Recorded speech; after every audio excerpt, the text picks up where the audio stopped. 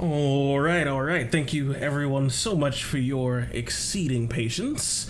I appreciate it. We had to get the whole gang together, minus Omen and Kishi, who will both be out for personal reasons for tonight's game. As we talked about before, Kishi will be out for a couple sessions, and we think Omen should probably be back by next Sunday for more of the Expanse and all of its craziness. So, without further ado, yes, also Tuesday. That's right. There is another game coming up right around the corner. So, what? Those of you that missed out on Song of Rapture needing to be postponed for personal reasons, we'll still have a second game for you coming up in a couple days. So, look forward to. If your favorite part of this game is the wild antics of our dwarf Lannister, and you'd like to see what would happen if he was in charge, look no further than next Tuesday. What happens when Lannister actually ascends to godhood and creates his own little world? Oh boy, it's true. It's what's going to happen. What a pitch, Ryan. What a pitch. Fucking mayonnaise everywhere. Oh, God. That's... All right, yeah. If you want to see what would happen if Lannister was in charge. Oh, jeez. Oh, okay. Other than that, God? Great Kaboobaloo. What do you have for us? Any announcements? I think that's about it for announcements. We've got game plan Sunday. Hopefully, Omen will be back for Tuesday. I'm not sure if he'll need a little bit more time. Most likely, he'll be back for Friday, though. I don't foresee it taking that long, but who knows? And then I believe after that, though, he might be taking a break after next session for Song of Rapture for the Friday games, because he likes to take some time off every 10 sessions or so. But who knows? I don't know if he'll change his schedule. I don't know. I feel like he was going to take this Friday off. What? The one coming up? Yeah, the 16th. True. We'll have to check. Well, we'll have announcements, I guess, once we hear from Omen. If there are any changes. Dealing with the... Still, all right. But for this game, we'll hop into it, as our heroes here have just got done with a little bit more downtime. As we're getting in the higher levels, sometimes players need to sort of run off to the four corners of the earth every once in a while to go do their own personal little things. And last time, it was a little bit more involved, though. We had a little bit of errands that people needed to run in preparation. They had 5 days before the scheduled fight was to commence, as word was spread that Pantheon was going to make an appearance, a much requested sort of event from Mishasa himself, the trade prince of Mishasa's Pens, a large area of the trade prince bazaar. A little bit of backstory to get everybody running up here. If you're new, Trade Prince Bazaar is part of basically a city-state known as Troskin. It is a area made up of several different nations within itself that all resides within these monstrous walls, inhumanly made to basically impossible standards. The walls rest 2 miles tall, almost a mile thick. They are basically what you would think if you cut away the outsides of mountains and just left a wall remaining in what they once were. Something that man could not make. They have rested here for as long as anyone was aware. And within it, like I said, these kingdoms reside. The kingdom of Furlanza, the birthplace of our good friend Desmond, known for its sort of flippant attitude to politics and social norms, all about advancing through life, being on the cutting edge, being the new hit thing, fashion and what is fashionable, be it clothing or anything else, is a huge to-do within the kingdom of Furlanza, where a lot of the innovation appears. In the south, there is the Holy Lands, a large nation basically devoted to the gods, where worshippers come, and it is very much known for pilgrimage from all over the world. People come to the cities, yes, entire cities devoted to the gods, to find the closest connection to them. The Ironwall Republic lies in the west, a very military-like organization built upon strength and honor, sword, and armies. They are the ones that our party is somewhat most affiliated with early on, as they were the ones that financed the expansion into the Expanse, where we started our little campaign. And then in the north, where the party is returning to, the Trade Prince Bazaar.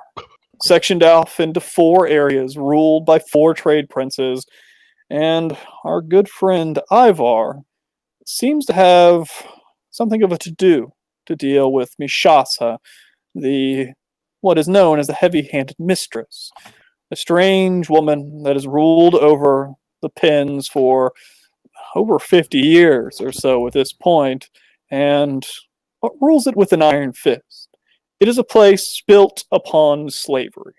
People own people left, right, and center. They are not just a workforce, they are a commodity. Something to be bought and sold and traded. Something to be trained. Something to put within the arenas and fought against each other. It is a harsh reality. But for someone who can stomach the inhumanity of it, it has made many a person very rich. And Mishasa herself, very powerful. It seems like Ivar has put his eyes to bringing this place down. Who wants to give us a recap of what was happening just last time around in our little downtime section and where we are at this very moment in time?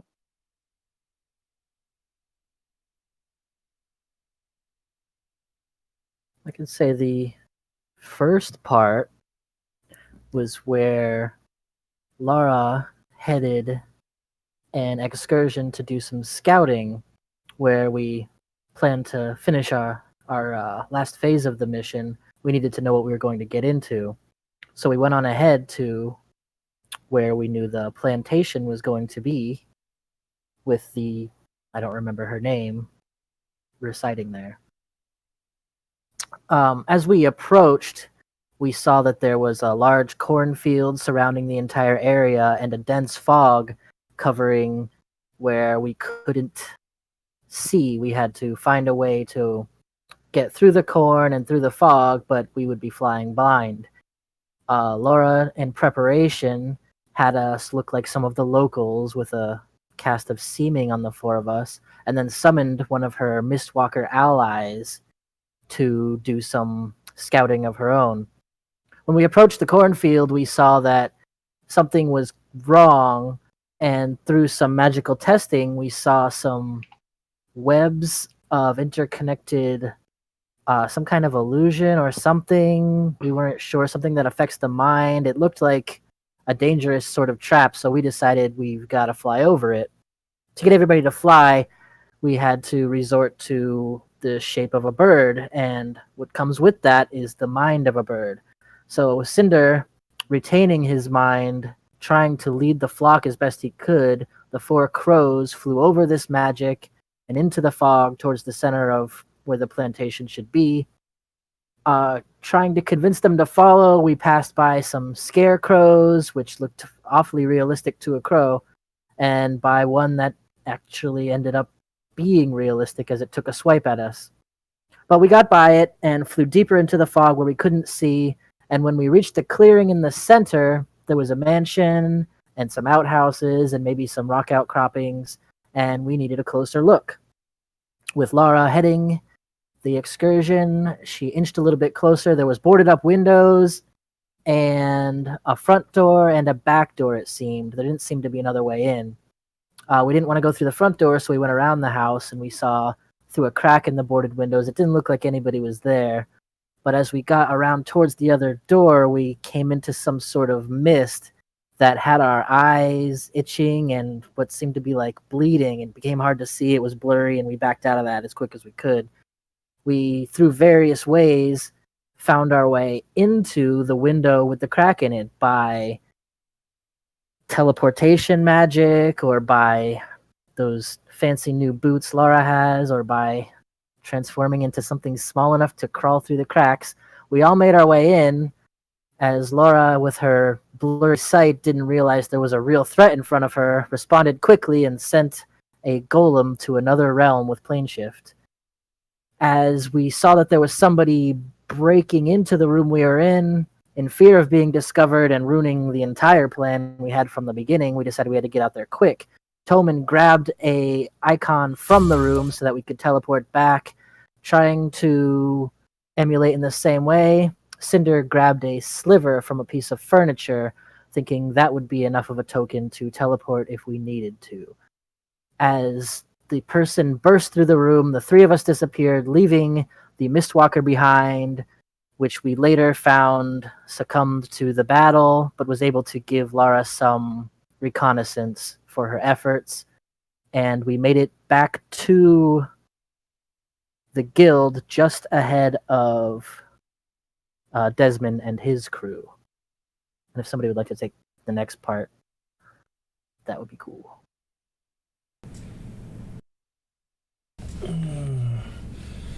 So while they were doing that, the rest of us, much louder and admittedly much cooler members of the party, were stuck on the boat, taking the long way around in the air, flying over to Ferlanza, kind of discussing some last-minute plans and some things we were hoping to purchase in the city to sort of facilitate our whole being in two places at once sort of battle plan.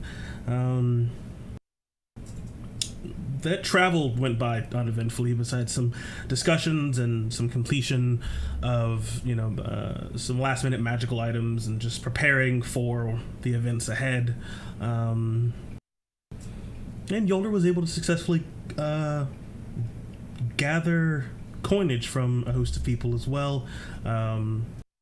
I believe Lannister, Laura, and Toman all contributed quite handedly. And Laura also, seemingly in confidence, handed Lannister a very, very large sum of money, 10,000 gold pieces, to just pick up bombs or some explosives or something. Not really sure. That was interesting.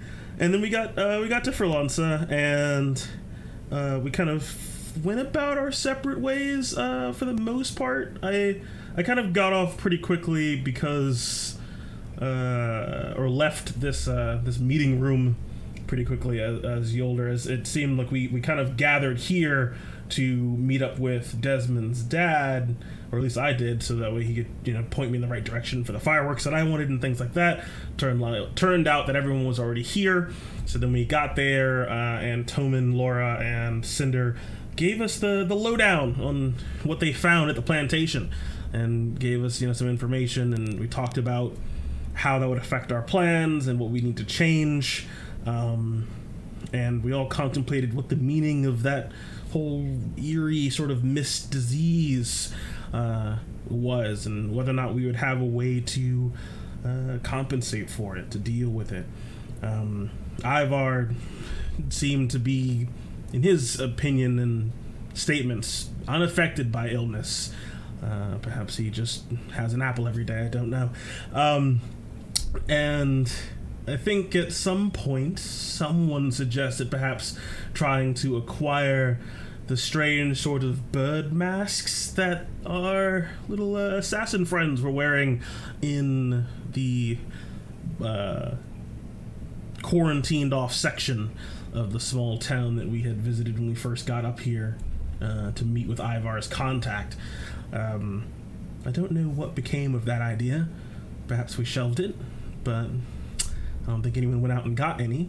It was at this point that Lannister kind of announced to the group that he needed to acquire 10,000 gold worth of bombs under the instruction of Laura, which earned Lannister some dagger eyes from Laura, and earned Laura some fire eyes from Yolder. Everyone's staring at everybody. It's great. Yolder's. Oh, give me 1 second. Oh. So what I did, right, is Laura told me to go buy some bombs and things. So I went with Desmond, and we went over to the Hammers Guild. Great folks there. Lovely beards. Great dwarven stock. And he let me buy some bombs and some TNT. He even sold me some cannons, right? And so I bought 2 cannons for the ship. And I easily picked one up with just one arm and carried it off. And he was quite impressed by my beard, of course, because it is majestic. And, we got the ship over there, and we got the cannons and the bombs and the dynamite all loaded up on the boat. And then I don't really know what we did for the next few days. I think Desmond had to go talk to somebody about his fucking shite of a cousin. And he was doing some stuff. I just kind of hung out on the boat. With the sword and talking with Ashim Ka and really just kind of relaxed as everyone else planned what the fuck we were gonna do, because all I really needed to know what to do was just who am I gonna stab with my sword, which is usually a great thing to do. And that's really just kind of what we did over the next few hours and days of just planning of what was next. I think Laura had some great schemes or something, and Yoda and Ivar were planning things. And Cinder was probably doing cindery things. That's pretty much what happened last time on the Expanse. What a conclusion. Yeah, sorry about that. That does take care of a lot of the shopping that happened for Lannister and their group. I also went and acquired the fireworks and scrolls of major image for some of the more fantastical components of this whole switcheroo. But we never really figured out what to do with the whole disease thing. And Yolder just kind of feeling a sense of unease about the whole plan that it seemed like she just kind of put together by herself and then didn't really get a whole lot of, creative input from the rest of the group, and even critique, perhaps pointing out problems or flaws. She is not a great strategist, really, of any sort. She just has the experience that she has with her order, her family, and trying to put together something that she hopes, prays might work, and trying to quash the doubt within her soul, spent the remaining time just practicing in her temple alone, doing combat drills and pushing herself to the limit, exhausting her magic and focusing all of her mind and her thoughts on what it is they've done and what could possibly be waiting for them, what she hasn't accounted for, and asking the epitome of wisdom and sound mind in battle, the associated goddess of her god Hephaestus, Athena, for advice, seeking her counsel, and casting divination with her 9th level spell slot, her last one, and seeing a very detailed but very cryptic vision of a war council, generals gathered around a table pointing out problems and explaining various things that hadn't necessarily been accounted for or needed to be accounted for, how long things will take, how much time they had, whether or not the foes we were going to be facing were even defeatable, how taxing would the fight be, if we failed, what other options did we have, if we succeeded, what is it we need to do next, and will anything be recognizable after the fact, something to also bear in mind of. For this operation is something that cannot be traced back to Pantheon, to the people that travel with him. We can have nothing to do with what it is that takes place in the plantation. We have to be separate from it. And with all of this kind of flooding into her mind, she passed out. And that's where we ended last week on the Expanse. All right. With one important factor. Oh, goddamn. We touched on it for just a little bit. Desmond went to go see his cousin, Alistair, and the one that the group had a run-in with. Alistair had taken over the Coyle family business, the guild of tinkerers and smiths alike, and he was defeated in a challenge to make Desmond the reigning guildmaster. Happened a while ago, completed, but the matter of his cousin was not completely finished. His cousin had toiled with demons, made deals, and apparently even caused the deaths of several innocents within the final bout with his brother, or cousin rather. He was being held by the city guard, and when Desmond returned, they asked for him to give his testimony. It seemed like Desmond had come up with a new idea. He didn't just want to completely throw out his cousin's work, even how despicable it was. The idea of housing souls of the dead into mechanical bodies. He thought maybe this could be turned into a blessing instead of the vile thing it used to be. Sadly enough, when speaking with his cousin, he could not convince him that it could be turned good. Alistair seemed to be dead set in his ways, that he didn't really care about the people. He didn't really care about doing good or for charity. He didn't care about saving the lives of others. He only really cared about making the name of the Coyle Family Guild great, standing above the rest, and he would see the world burn if that's what it took. Desmond could not convince him otherwise, and in the end, his cousin would not even save his own skin to give up on his ideals. And with his cousin leaving, Alistair, left in his cell, was doomed to hanging. And with that, it seemed like the party was off again. However, Desmond announced to his fiancée, Toman, that he wasn't going with them this time. That the guild, now seeing a new side of it, had much work to be done, and if the war was coming, he thought that he was better served here than assisting with the group this time around. So, Desmond stayed behind in the kingdom of Forlanza, in the city of Forlance, trying to deal with the Hammer Guild, with Manson Steel Corps, trying to create an alliance, and trying to prepare for the war to come. And with that, we have our group heading off back to the Trade Prince Bazaar, as it seems like the due date of the fight quickly approaches. Took a day to fly down here, took about 3 days or so to get everybody's business in order and finished, and now, on the final day, they fly back, so that in the morning, the fight can start. So, Cinder, Yoder, and Lannister, all you guys get yourself some DM inspiration. Help me out with that, the rendition of the... The chat says popcorn style is best style. Well, it's true. It really is true. As you all fly through the air, back towards the Blood Claw Circle. Unless there's anything you guys want to do on your way there, have any conversations or anything, you arrive within the city pretty late at night or so. I want to eat 2 rare candies and gain 2 levels, thanks. You die. Damn it. Wait, You Yoda, you got flavored candy. snake oil. You got candy. You weren't going to share any. No, I wasn't. As you arrive late at night, but easily able to sleep above, as Ivar, you would know where you're going.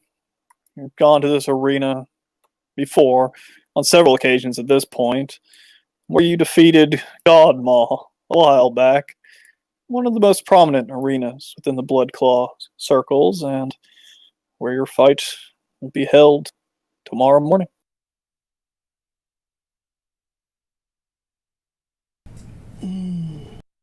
So you still don't have a plan for the disease, right? What?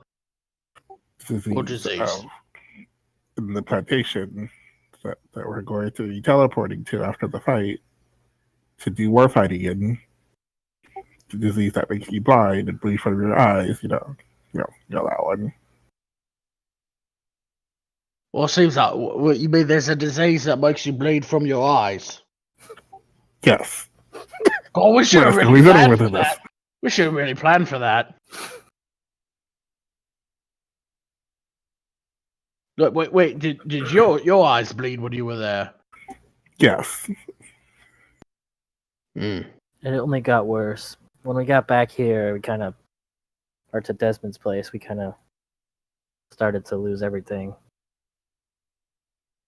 Well, like we could just cure it though, right? Like, I mean, we've got magic that just like gets rid of that kind of stuff. Yeah, but if we're in the middle of a cloud of it, that might not last. Well, how does it affect the other people? I didn't ask them.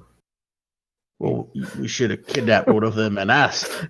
I mean, we were kind of trying to not get caught. Oh, that's true. It's a good thing you didn't take me because I don't understand this espionage thing. I mean, Ashanka, Yes, Talmud. do you know if demons have like anything for like diseases? I know some of the more vile creatures are said to spread such things. I would assume they're immune to their own plight.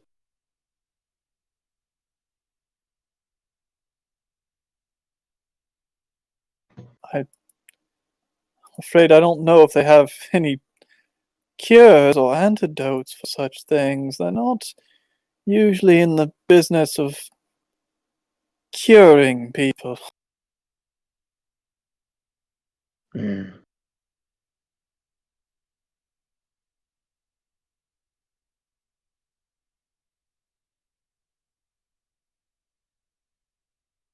I got nothing, honestly.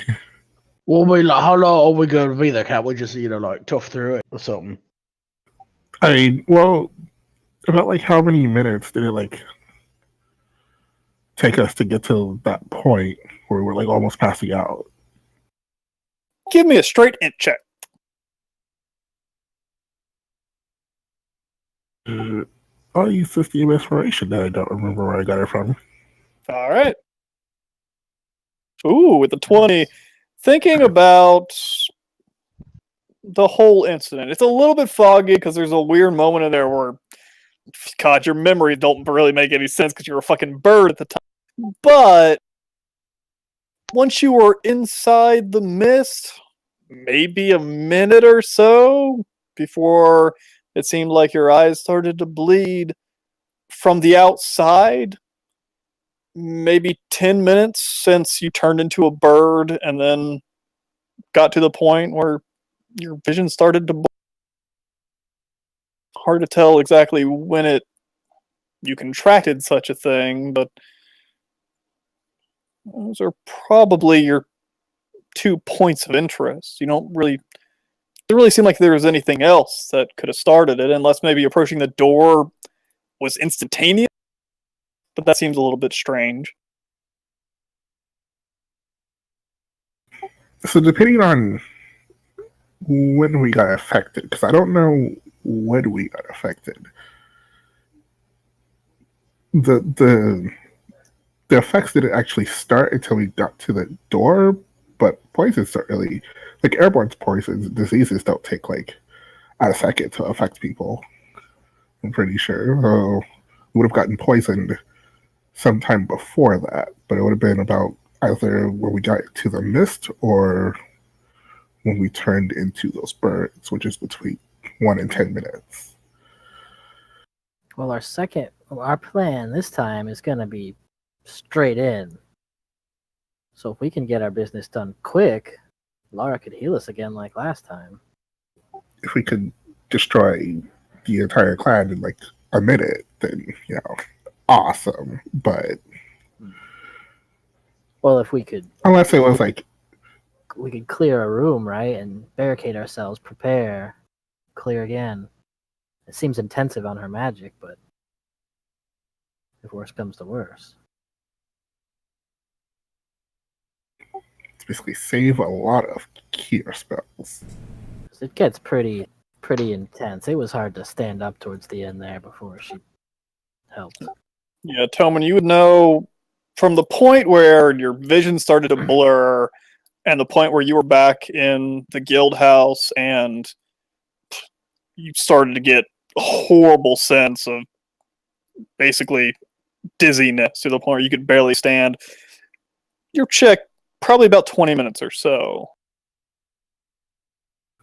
Oh, okay. So after our eyes start burning and bleeding blood, we can still kind of see, but I mean, it was it would probably blurry, affect but we it. could work with it, right? Yeah, and then from there until we almost passed out, that was about 20 minutes. I could be a dragon, and then I don't need to use my eyes.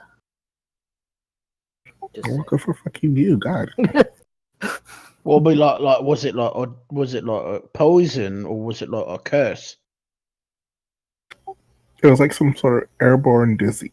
Do you think it was from breathing? What if I could, I don't know, not breathe? I don't have a spell that makes us not breathe. I have a spell that makes us breathe underwater.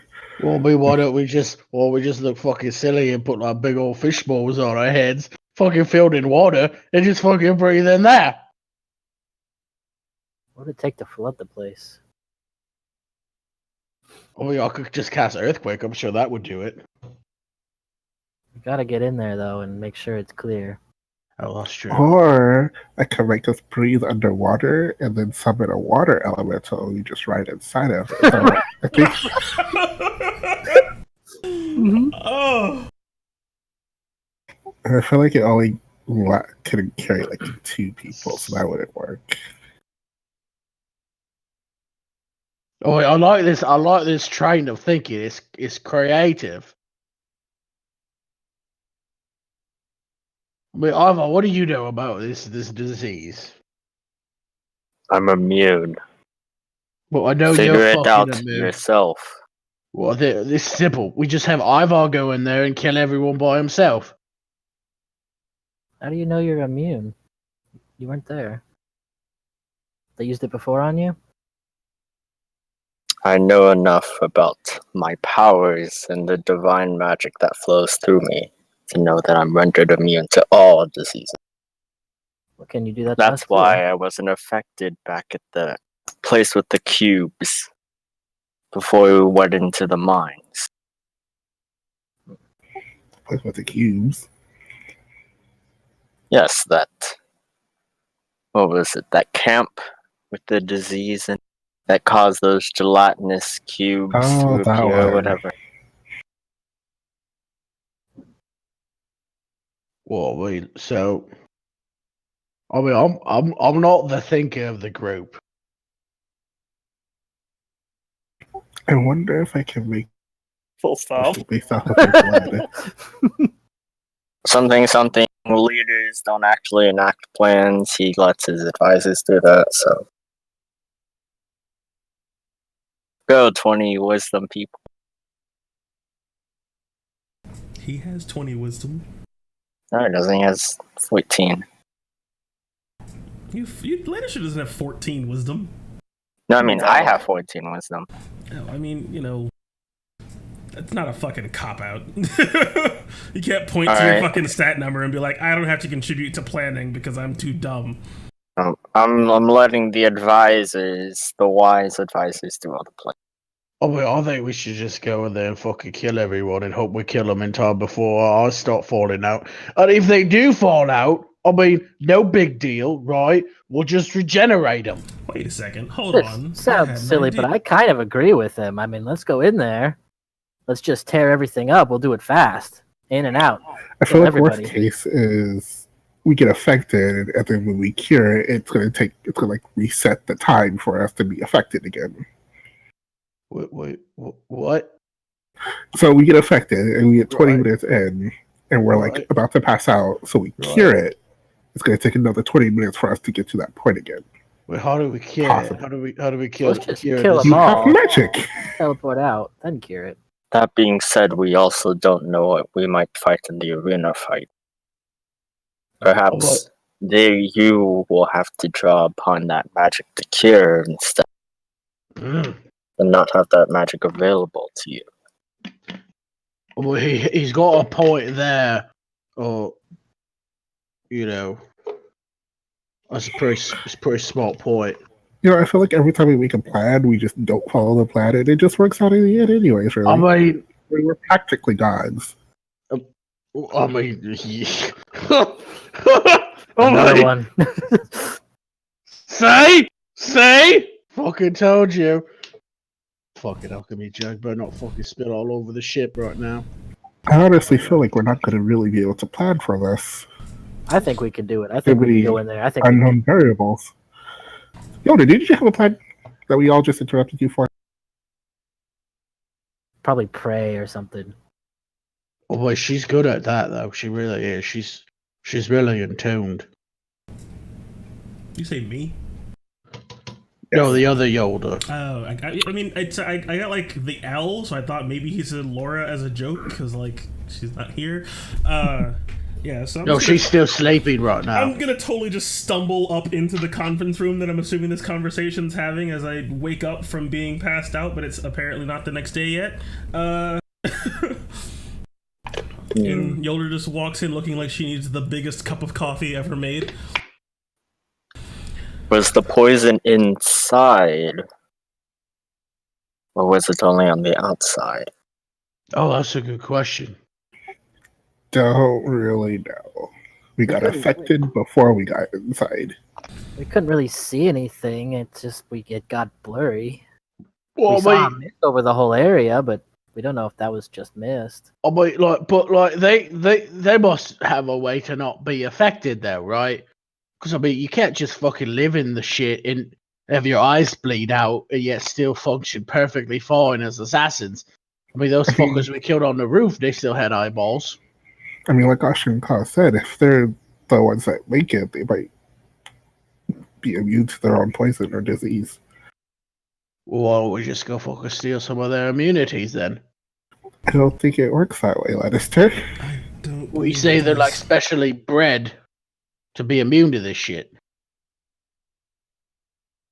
Perhaps whatever that mysterious connection is from their minds to whatever it is that's running them protects them from it, or perhaps they don't even need to use their senses because they are not fully in control of themselves. There are a lot of things we don't know about the situation that make this very difficult to try to plan for. Right. Fucking demon magic, got it. Basically, is the short way of putting it. It is a problem that they have a solution for, but whatever their solution is most likely untenable for ourselves. Well, a partial thing. You said maybe you thought fire could burn it away. I don't think it will help to burn the whole place down, as fun as that would be. But, Yolder, you could be fire. And that might protect you. I have considered that. I have thought of two different ways to protect myself, but I could engulf myself in flame to protect myself that way. Right. Well, and I'll just be fucking awesome. And I'll be fine.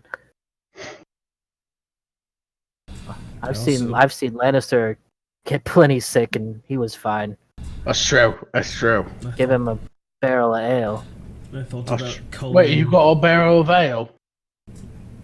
No. on granite and using some magic so that I could just be interred. You puppet granite, he puppets a water elemental. You just all be inside. Right. Well, like literally, why don't we just have the guild build us some kind of like masks and shit that like recycle air so that we don't have to actually breathe the air there, like some kind of like aeration device. I'm sure there's a lot of fucking smart people in Floranza that could, make something table for this? That would have been an excellent idea to have suggested perhaps 5 days ago. No, Well, mate. Literally the night before this is supposed to happen. Well, I mean, mistakes were obviously made on other people's parts. Well, no one except for you claims to be perfect, Lannister. Well, no. Being a god and being perfect are two very different things. They're I literally mean, the the gods same are thing. flawed. No, gods are flawed. I mean, But gods obviously. are also omnipotent. You can't. That doesn't even make sense, Lannister. I'm not going to get into a philosophical or religious discussion with you. Not this close to I combat. mean, I'm just saying, Yoda, gods aren't perfect. I don't think all gods are omnipotent. Say, Cinder knows. He's Cinder, smart. why are you weighing in now of all times? Because one of the gods died. Omnipotence, you can't die. Oh, he got you there, Yoda. I mean, died we to got other you gods. there, Yoda. Then omnipotence doesn't make sense if there's two gods. How can He two people be died taller than each fighting other? what he No. believed in. Well, I mean, right, but I mean, like, if a god was perfect, he wouldn't die. I mean, did he really die though? I mean, his. It seems that his essence is still suffused into the throne that Karseth had. Say, That same essence His residue was left the behind doesn't sound like omnipotence to me. That's No, but residue. There is a line of thought that says that energy of great quantity cannot be destroyed. It only transforms. Same thing for Tyr. He fell in battle, but his divinity passed on to Helea. It has never left. It has not been destroyed. No, you mean Torm, Yoda? Are you tired? Tyr's still, around probably somewhere. I am exhausted, to be honest. I was conferring with Athena on everything that we have discussed, and there are a host of holes or potential problems with this plan, but this disease thing seems to be the biggest one. Well, what did she say? She give you any ideas of what to do?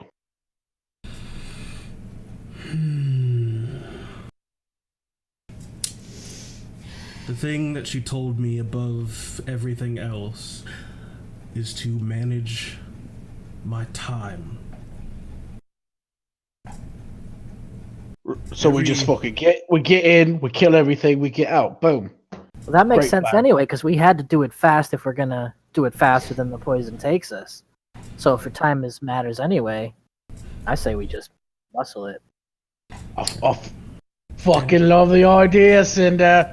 So that means we're going to need to pace ourselves with the arena then, because the arena affords us all the time in the world. We have really no limitations unless the arena starts to collapse in on itself. It doesn't do that, does it, Ivar?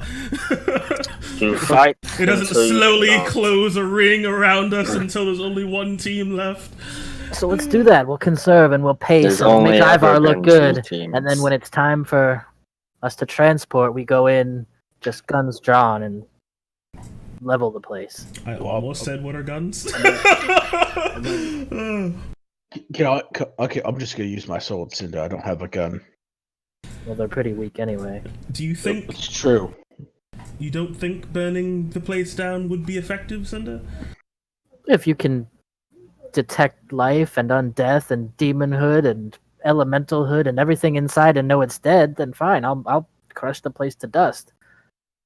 But if Well, we they're like- there forever- Assassins will always find a hole to hide in. Right, so, like, how do we? So we've got to literally kill everyone, Ivar. Right? We can't even let water escape. Yes. Or do we just? I mean, that's a tall fucking order. I mean, what if someone's out on like an ale run? Why do you bring up these concerns the day before? Well, this is why I was suggesting surrounding the place in a ring of fire. If we had just... But it seems like our ability to travel to this place takes us directly inside of it, is my understanding? Of the Right in tokens? there. Yep. You and... Okay.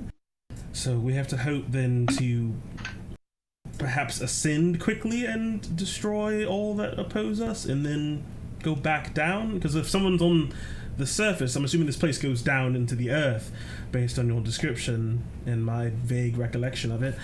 We saw a cellar door, right? Not on the outside of the house. Oh, he was looking for one. Okay. Like, you assume a mansion probably has a cellar. Right. Like, if it's just a root cellar, then it's probably not very big, but... You know, for a... It was a nice-sized house, but for it to, like, host any large amount of people would have been strange. You got yourself into a relatively large room and you didn't see anybody. Obviously, there were people there because a door started to open. Yeah, so I mean, the place didn't seem crammed full of people. when we were in there, there was life, but unless there is some sort of intricate tunnels underground leading into the Mind Flayer's realm again, then I think we can clear this place in and out. Few minutes tops. Be cured, be gone. I mean, how many of these? We these probably things don't are have there? a couple minutes. I don't know. I only bought enough fireworks and scrolls of magic for Asham Ka if she conservatively uses them to cover us for perhaps 90 seconds to 2 minutes, maybe, worth of a full display in terms of just fireworks, and then musical performances, maybe another minute or two, but it's the disease I think would overwhelm us before then. If Wait a minute. I got a great idea, right? You ready for this one? Right, we fucking go in there, right? We light all the bombs, right? Light them on fire. Tobin puts a little fucking bubble on it. We fucking leave. And then when, right before it blows up, Tobin just stops the concentration on the bubble. Fucking boom. Well, that's another way we can destroy the entire mansion. We have several of those. But we have to make sure we know who's inside first. And kill them. It doesn't help. If you said we were going to teleport inside of it, but we're going to be on the first floor of this mansion, right? You can see outside. Well, the window is boarded, but you could unboard the window if that's your. I could get up pretty quick. I mean, I could probably fucking bust the wall down pretty quick. We just climbed through a window. First floor. Yeah, again, Cinder, thinking about the mansion, you basically remember there seems to be 2 stories. There's the front door that you saw right when you came in. Right above it, there seemed to be a balcony that most likely had a door leading up to the second story. Is how else you get on the balcony. And then on the backside, there was the back. There was also a strange tower of sorts that almost reached up, almost to the point where it was touching the mist. Figure like a bell tower or an attic type thing. Yeah, it seemed to be relatively flat. There wasn't like a steep roof on it. It seemed like almost like a castle tower of sorts, but relatively small. But again, you didn't go up there, so I'm not really sure if there's a way in from there either. I kind of describe it not super accurately. I don't have keen mind, but it's a house, 2 stories. It's a balcony, 2 doors. We went through a window. If there could be something underground, I think at most we'll have to check a few rooms on the bottom, a few rooms on the top, kill anything that moves, and be out before the mist takes us.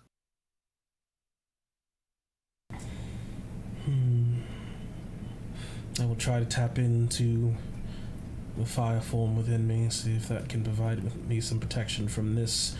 That way, if everything goes completely to shit, I'll still be able to see and be able to find you all with my magic to cure you if things become... Which brings me to my next question. Are we going to try and do this sneakily so they don't try to escape, or are we just going to burst in and light it on fire from the inside? I was thinking shock and awe.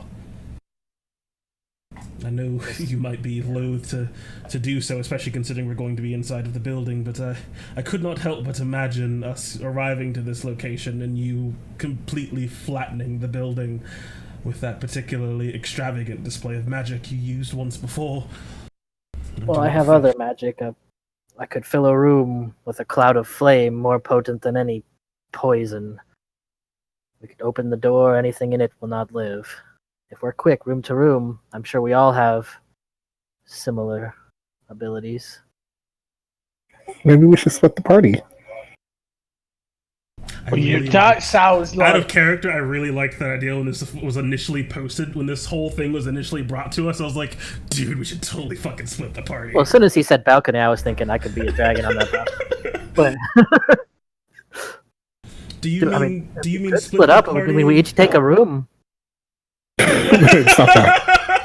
as God is fucking putting his finger on the scale of that idea. Like, I don't know, God. Can we split the party? Is that a good idea? I did ask back when this first came up if Ivar could handle the arena on his own, so he fucking arena fights while we just siege the fucking building, but that was shot down pretty quickly. The only caveat, Ivar, how strong is this leader in case one of us ran into him on our own? How devastating would that be if we were split?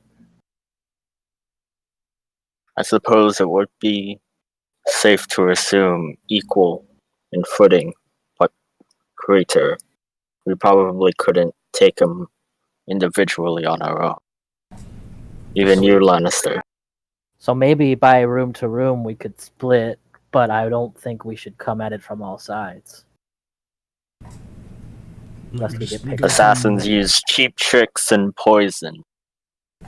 We go from one wing to the other. We just go through separate sides of the same side of the building, so we're all near each other, but we're clearing more efficiently. And there are, 1, 2, 3, 4, 5, 6 of us. We could go 3 to a group. I could go with Cinder, as long as he doesn't utilize that blasted wild flame of his.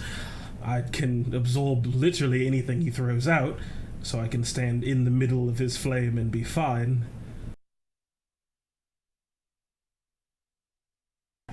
How fast did you take out those assassins? And how difficult was chasing after them?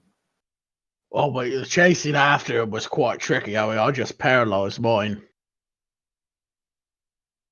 But if there's a whole bunch of them running out like fucking rats out of a nest, I mean, it's going to be pretty hard to, round them up. That is the only thing that worries me. That's why I was contemplating surrounding the building in fire or trying to burn it down. I didn't want them to escape, while we weren't looking, and someone be able to get away. That's why I thought about lighting up the field, so that way they'd be surrounded by flame or something, but... It is not dry wheat. No, it's live corn. Seems pretty lively. Oh boy. The magical flame does not care how live something is or how wet it is. It's true. Well, it's So, the area of the spell, but I don't know that it would spread. What's that, Tobin? I know we can't really make ourselves immune to disease, but I feel like getting immune to poisons would be good.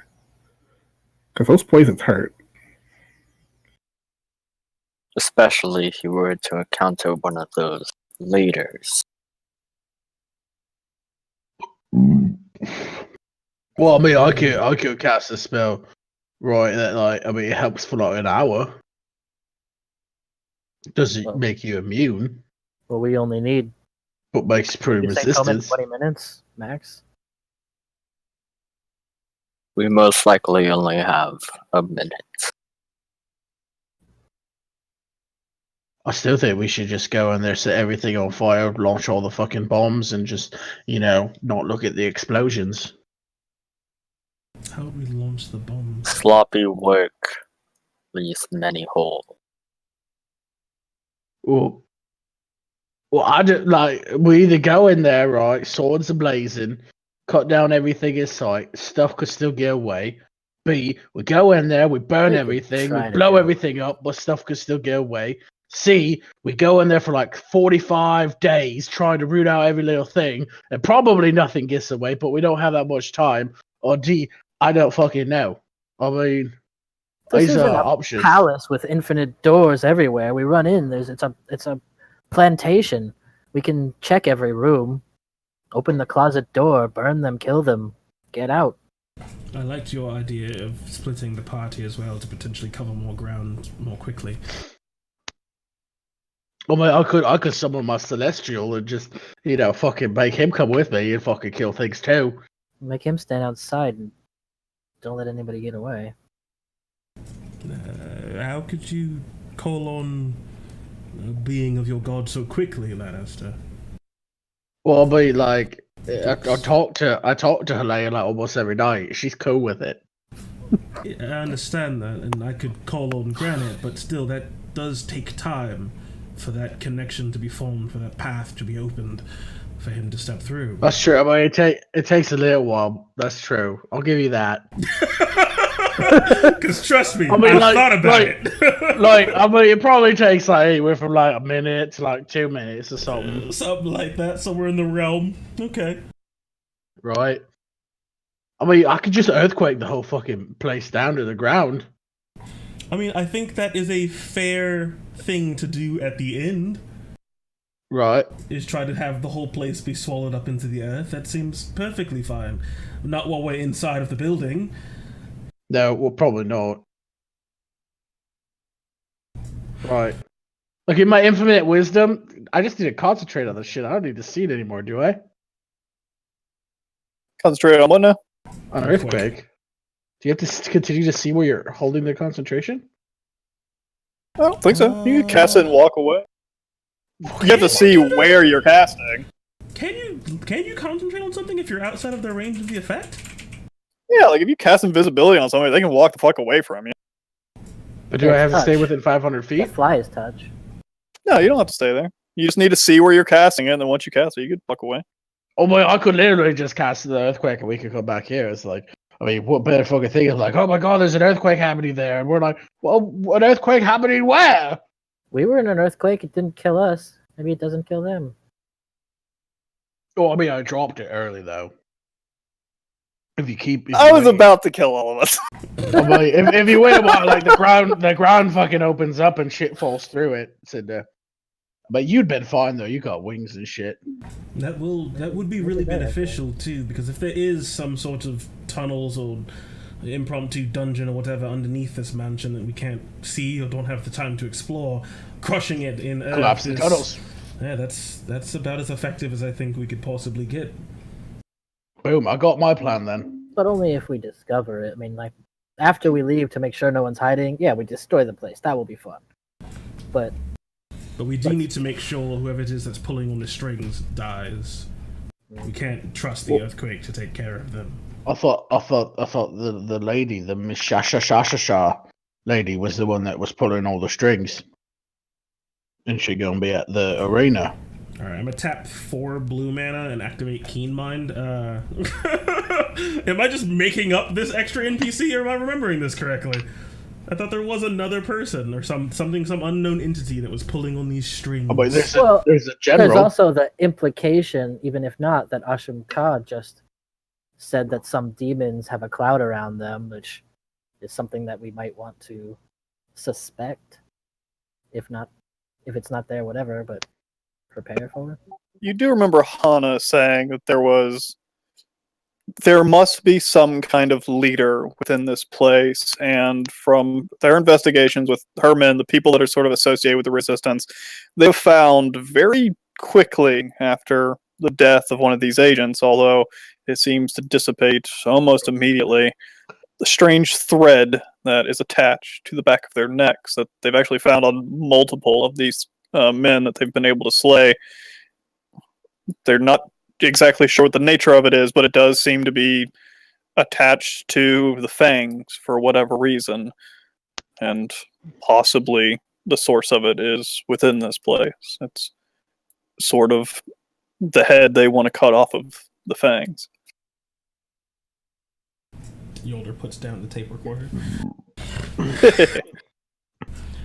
So we do need to make sure that head is cut off.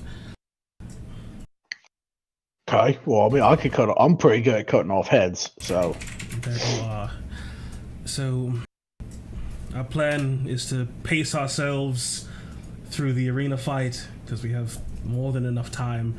Hopefully, it's not going to be too challenging, and then we go through our ruse with Asham Ka taking care of the distractions and casting Major Image and all of that. We go to the manor. Right. Do we go as a group, or do we split up and try to just clear it as fast as possible? Oh, but I think we should probably split up and clear it as quickly as possible. Split up, stay near. Split up, stay near. We'll cover more ground. That's true. Right, Well, I mean, me and Ivar will probably stick together, though, because we're best buddies It's and a everything. house. It's not going to be, will never be more than 50 feet away. Then, Toman, I'd guess that means it's me and you. How convenient. So are we doing 3 teams of 2 or 2 teams of 3? Are we doing 2 or 3? Yeah, I thought we were doing 2 or 3 as well. Unless it's... Well, that's fine. Sid, did you all come with me and Ivar, or Yoda, do you all come with me and Ivar? I figure Laura and Tomin are going to be together. Maybe All chummy lately. I'll go be with around some people Cinder. who can stand the heat, maybe. Yes, I can... Then 3 who do you groups want of to go 2 with, should Toman? be efficient enough. Well, actually thinking about it, if we have Ivar, Lannister, and Tomin are our 3 best fighters in close combat, so then we'd want at least 1 in each. So then perhaps we should Just do... put them all together so that's what they do. To fuck over Perhaps Nick, Laura we should should go do with Ivar, Tim. Lannister, and Tomin, and then Yoda, Cinder, and Laura, so that way he has to manage 2 fights at the same time. I believe in him.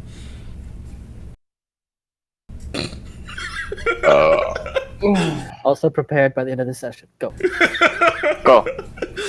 Do-do-do-do-do. Do-do-do-do-do-do. I mean, unless we're on like 2 separate maps, you're fine. But then I feel like that would be unbrendan if we're on 2 separate maps. It seems like the fight in the arena may be such an extravaganza that it might take the rest of the session, and hopefully Owen will be back by next time around. Yeah, we get Damn the it. idea. Gosh. Oh, Not a spoiler, but don't make any plans on him not being here. Oh, you are right, Shimkai. It sounded like you were making some weird noises over there. What's me? No, I'm just saying I don't know, maybe Laura seems out of sorts. Hopefully she'll be back by the time that you're all going to be sailing now. All right, well, that makes sense, right. So it sounds like we got a plan, right?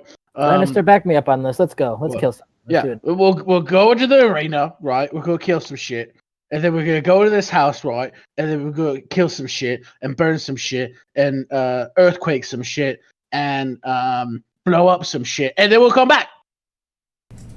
Basically. Right. I hope Let's you go have to the arena. a plan for what to do next. So, I mean, tell me, are you go? Did you get that bag of holding from Desmond before he Yes, left it? I definitely took that bag. I figured you probably did since you stayed back home for a while. Maybe what we do, right, is you take some of the bombs, right, you cast your bubble on it so they can't defuse it if anyone's still alive in there, right, and I'll earthquake, right, and then we'll just Cinder, you burn everything, and me and Ivar and Toby will stab everything. And Laura and Yoda, you literally smash the entire mansion into flat ground. boom, right? Well, and then I'll bury it with the earthquake, and we'll be done, right? We'll blow it up, we'll burn it, we'll bury it, and all back a time for fireworks. And fuck the poison. More or less. If you're going to use your bag of holding for that, you're going to replace his bag of holding, right, Lannister? What do you mean? No. He takes them out and puts them in his bubble. He takes the bombs out, right, and then lights them and puts them in his bubble. I thought you were saying he Into, was like- going to light them inside of the bag of holding and just kind of throw it like a What? satchel charge. No, Actually, that's no, a I'm pretty good sure idea like for future reference. I'm pretty sure though, like it all stays in the bag though. I don't think it blows it's- up outwardly. I know passes fire, inside and if of it's in a Horus. if it's in an enclosed area, fire needs to breathe. Yep, it's That true. will- That will go out. Oh yeah, there People is no need air to in there, is breathe there? too. But we could just blow it up. We don't need tricks. Let's kill everything. Let's blow it up. Right. And then Well. Lannister can send it into the ground. Boom. Perfect fucking plan. Great job, everybody. I will see you in the morning for this arena fight. All right, and with a plan of shock and awe that's going to unfold within the plantation after getting through the arena fight and hopefully winning Mishasa's fate. The party goes off to sleep. Unless anybody needs any conversation or any prep work, anything they need to do the night before, the night passes. And the sky becomes light again in the shit. next morning. And it becomes very evident for those of you that rise early and look down below. Pretty early on, you're about over, somewhat close to where this arena is, and you start to see the movement of ants down below you, of crowds forming, of the arena start to almost undulate with the crowds of people. As although you are far away, you see the movement and you see the people starting to gather. Is my Yolder. my final project, is that done? Yeah, you've had a couple days to do that. You only needed one more. So do we have like a fight planned and we're like heading into the fight right now? Seems like the fight is scheduled around 8 or 9 o'clock or so in the morning. And early morning fight. Pescalore. Yeah. Not even we have the matinee fight? I thought we were the primetime fight. Nope.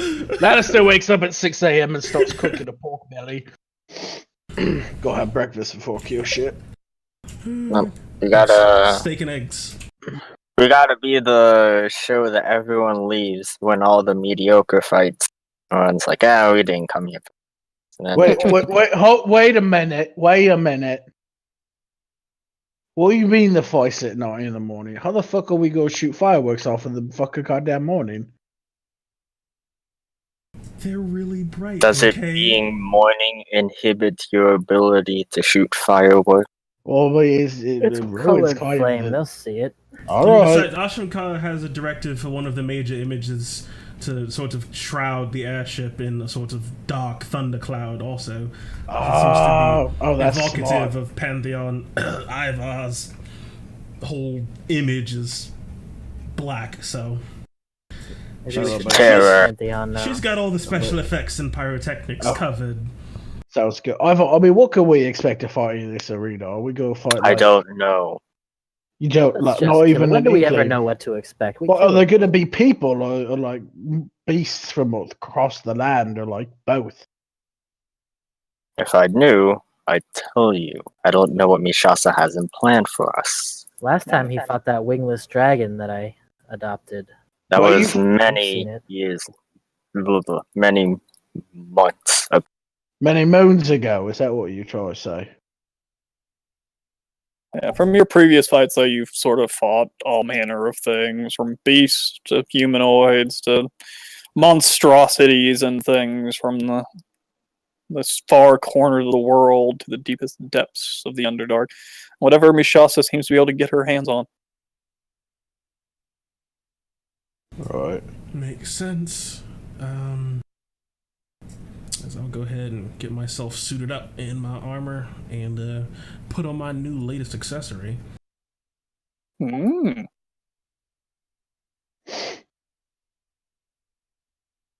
You don't think anyone's going to recognize me though in the arena, do you? Do I need a disguise? Laura, Gotta remind me to make a card for that thing, because I completely forgot to make one. I spammed you with art for it too. I felt bad because I was like, I don't want to like pressure him or anything, but this is the one I want. Completely forgot.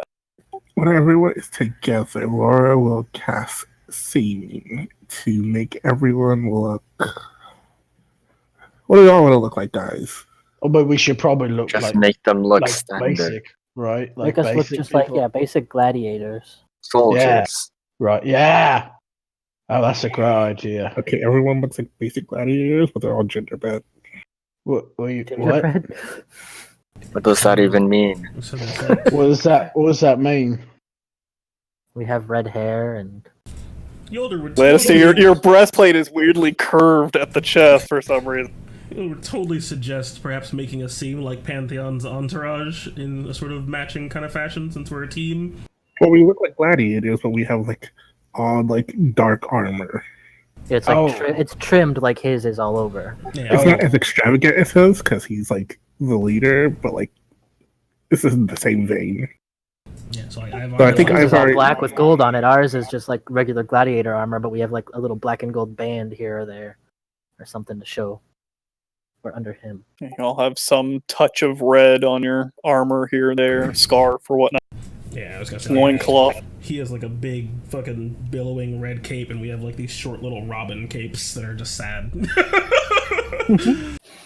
As you all take on the form of what you believe to be basically the idea of a gladiator, an idea of rough and tumble sort, darkened armor with some red flourishes here or there, to the point where you all seem to somewhat match in sword to Ivar, who stands a good head above most of you, the older being close, but it seems like maybe Laura's magic even maybe shrank you just ever so slightly to make Ivar stand out even more than the rest. Well, it's been a long time since I've been to an arena. Do not like the look of armor. I'm glad it's fake.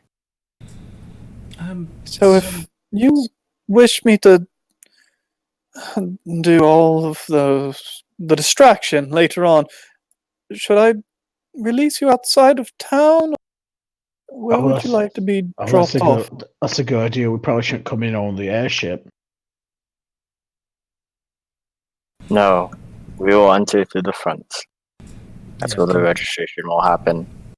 you just position the airship above the arena shortly thereafter, and then just keep a close eye on the fight. Just stay close enough that you can see us, and then just after we sort of depart with a sort of flourish or some, I'm sure both Cinder and Toman's teleportation magic has some obvious signs to it. Once we leave, then you start the distractions and the descent, and when we come back, we'll take the elevator back to make the full entrance. What? Master Toman, you Yeah. have that magic that connects our minds, yes? I should probably do that. I'll do that. Oh, that's a great idea. If that is No, in place, that's then like you an can hour simply though, tell me right? the exact moment, and I will stop the distraction. I will try to give you as much time as I can. Thank you, Ashimka. You have Hmm. proven yourself to be invaluable. It is the least I can do. I simply wish you good luck. As the airship turns and starts to head back away from the city, as high up as you are, you see the crowd disappear beneath you as you make towards the outside walls. As then you descend a good bit outside the city again to make sure you don't draw any attention. As you are led out on the grass, close to what looks like a street a ways off that you passed over that leads to the main gates of the city and in towards the arena proper. And then reflecting on the fact that we have to keep Ivar as the center of attention, I'm gonna go ahead and take my cool little trinket and just keep it tucked in my folds of my armor, and just keep that stored away, but on my person, so that way I'm not overshining him with that. Pick it up and put it in my purse. All right. Or else we go meet Ivar. I'm gonna take it. I'm gonna put it back on when we get there, though, because that'll help with like, oh yeah, there was somebody with that there. So I don't know, man. I don't know what we were attacked by. Unless there's anything else you want to do, you're all released from the sky yacht. You can make your way towards the road, towards the entrance of the city. As you start traveling the road, you can see a decent amount of people out on the road heading towards the city. Not a ton, as it's outside the city walls, but very many people give you strange glances and sort of get out of your way as this large group of very heavily armored people start marching down the road in their blackened armor and stern looks. As a lot of people make headway for you as you start to approach the main gates. You can see a decent amount of people about, a decent consort of armed individuals. You see maybe 10 or so armed guards. See up on the walls of the city, there's a plethora of other people. You see pikes swaying here and there. A decent amount of people. It's a relatively well-guarded place. And beyond the main gate, you see quite the commotion of people within, milling about, going here and there. And as you approach, two of the armed guards walk up. Who are you? Fighters, I guess. Pantheon, I'm here for my fight. You Pantheon? Ah, man in the flesh, I've been hearing about you. You fought today? Yes, and it's a very important event. I'd rather not have my time wasted with this registration. Where are you fighting? And when is it? What time is it? It's around 8:30 or so in the morning. It's coming around. You Oh, should it's start morning? heading there. Indeed. Oh, yeah, my ship don't end for another 3 hours. Ah, fuck. No, we'll get in. Fine. That'll be 30 gold, though. I look towards one of my... No, I just look at one random person. I'm assuming you guys are all generic looking. I feel like I probably still look similar to myself, but I'm wearing your kind of. Okay. I just look at one of you and I nod. Of course, Master Pantheon. Of course. You said it was 30 gold for each of us. Yep. No, just for the lot. Oh, okay, perfect. As Neilder just kind of seems to almost kind of fumble around trying to remember where she put her coin purse, even though she knows exactly where it is. Oh, of course. Here you go. He just counts out. Oh, now stop keeping Pantheon waiting. You're This right. crowd's waiting for him. I'm so sorry. Here you go. Telepathically, we're like, what the fuck do you mean? We gotta go pay to fight our own fucking fight. What the fucking kind of arena is this? Fucking bullshit. All right, well, good luck in that, Pantheon. I don't need luck. As you, they step to the side, the other guy nods to him, they step off, and they make way for you. You make your way inside the city. You know where the arena is. It's not too far from the gate where you entered. You walk for another 10 minutes or so, passing groups as you very quickly start to see the large crowd gathering outside of the arena. But you also know you don't need to move through this fucking crowd. These are for the spectators. For the fighters, there's a different entrance off to the southern side of the building. And as you enter, or as you turn around the building, you see a smaller gathering of individuals. These very much looking different, armed in weapons and armor, basically. You can see some large cages set up, some empty and some with beasts of sorts. You can see large cages which look like one of them has an elephant within it. But as you start to approach, one man starts to saddle up next to your group. A sort of elegantly robed individual, his hair sort of slicked back to one side as he walks up. Pantheon, I suppose, as he doesn't make eye contact with you, almost as if he's walking about 10 feet or so off to your left, speaking loud enough for you to hear, but strangely enough, not really seeming to want to stop you, just walking along.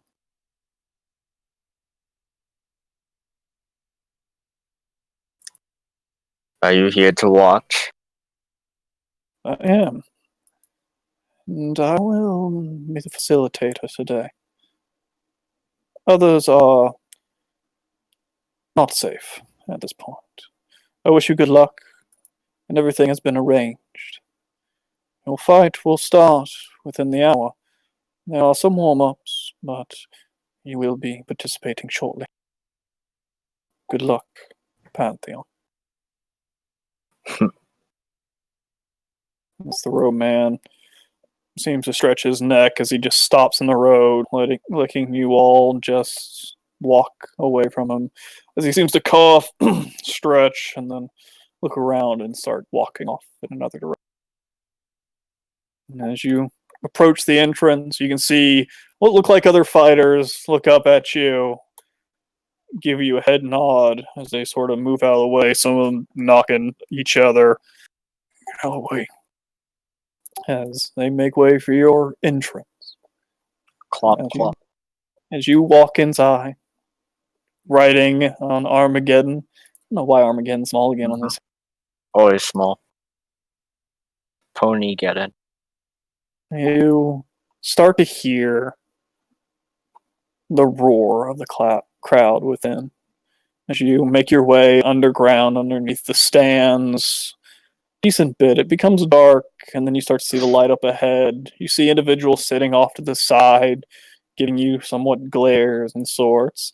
As you see a man standing, armed guards, 4 of them on either side of him, standing in front of you, looking you up and down. Ha! Pantheon. It's good to see you again. Who are As to you. these? As you know this to be the proprietor of this arena, one that you've seen before and worked for before. He's somewhat the announcer and not so much the owner, but the manager of this place. As it seems like he's giving a strange eye to the individuals that you've brought with you this time around. Mishasa ordered this one personally. I figured I should bring my entourage of rookies and trainees to show them a taste of what it's like to be victorious. Ah, good to hear. Yes, there's something special planned today. You may need all the help you can get, but I'm sure you will give us a wonderful show. Please wait here. Half an hour at the most. We're finishing a fight at the moment. You can see over his shoulder. It looks like 10 individuals or so out there, dressed in arms and armor, relatively scantily clad a bit, and you very much see blood start to fly off into the air as one cuts into another. This one should be finishing shortly. We'll call for you. The same rules apply. There are 4 rounds planned this evening. Again, after each one, you'll be given a moment's rest, or you'll be asked if you wish to continue. You've never, well, given up halfway before, so I don't believe you will either today. But you're given the chance, nonetheless. The Besides rules that, are rules. indeed. And that is all there is. Fight to your heart's content, and give them a show, like you always. As he just points over to the waiting area off to your side as you hear the roar of the crowd again from behind. As you see over his shoulder, it looks like a head just fly, sticking in the sand. Ha! As we're kind of like going over to the waiting area, Yolder is like trying her best to kind of adjust her body language. She's normally like the metal she works with, so, well, rigid and standing tall. She's trying to be a bit more demure and kind of keeping her head down and trying to not overshadow Ivar, even with her cool staff just burning brightly on her back. Looking around, though, does it look like there are like other people in this waiting area? Like, are they like checking us out or like looking at us or anything? She's trying to be perceptive or trying to see what's going on. Yeah, you see actually a decent amount of individuals down here, maybe 20 or so. Most of them sort of seem to be in their own little groups of 4 to 5 individuals. You see people in spiked armor and jagged weapons, strange helmets with large frills around them, seeming to be more extravagant than necessary as a woman of arms and armor. Not particularly practical, but more of features to give off an impression. You see a man with, it looks like the face mask of his helmet is a large lion growling with the jaw piece open up to show his own mouth. It seems like a host of fighters down here. You also see a couple individuals more lightly dressed. Some of them even with large books open on their lap that they seem to be reading into. You've seen Tomen of this sort. You can suppose that these individuals are probably practitioners of magic. And then every once in a while, you'll hear from somewhere off, as you see a hallway that almost seems to loop around the arena off one side. Once in a while, you'll hear the growl of some strange animal or beast. Kind of just taking this all in. Do they seem to be? They seem to be like kind of psyching themselves up, or are they like looking at Pantheon?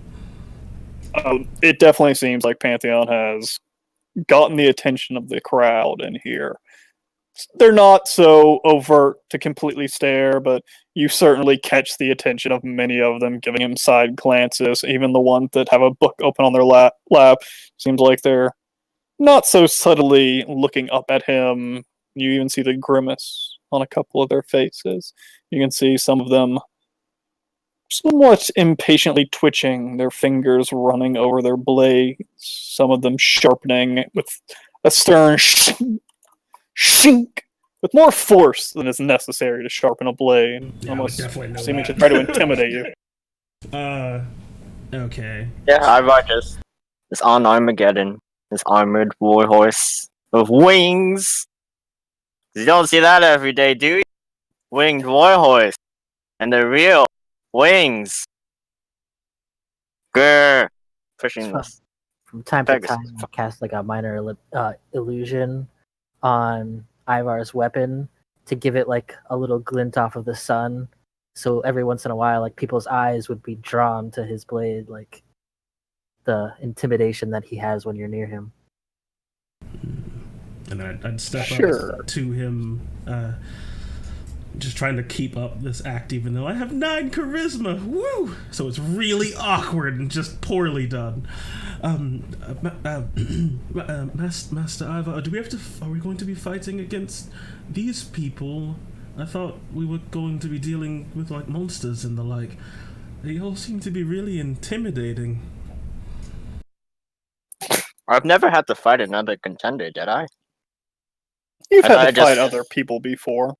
Other contenders, like other people in this room? Looking around, you don't recognize anyone here. No, I mean, but in the past, have I ever had to fight other people who were going into the ring as well? Or was it only just what Mishasa threw at me? No, you fought people and monsters alike. A lot of the times when you're fighting people, in the smaller fights you've done, it hasn't always been to the death, although, from what you've seen outside, didn't seem like they were holding anything back today, as you saw a head fly.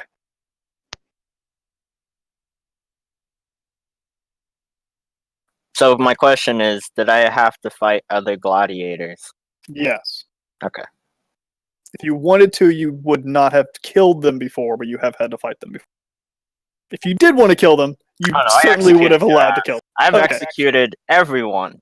Yeah, and you have definitely killed other people in the arena before. We're not Let going them to have to- lament my name. Of course, they will know you are to be feared.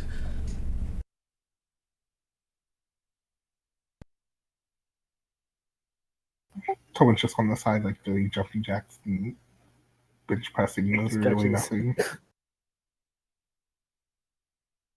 Very shortly, you hear the roar of the crowd again, and then the gate in front of you that you were just looking out of a second ago open up, and very shortly you start to see people walking inside, bloodied and battered, and then other individuals dragging people inside. Some of them seem to be badly wounded and unconscious, some of them obviously dead. As they are dragged away off into a side corner, you look at your feet and you can see the streak of blood leading off into one of these hallways. As you hear the sort of smirks and whispers of the people around you. Dumbasses. Jeez.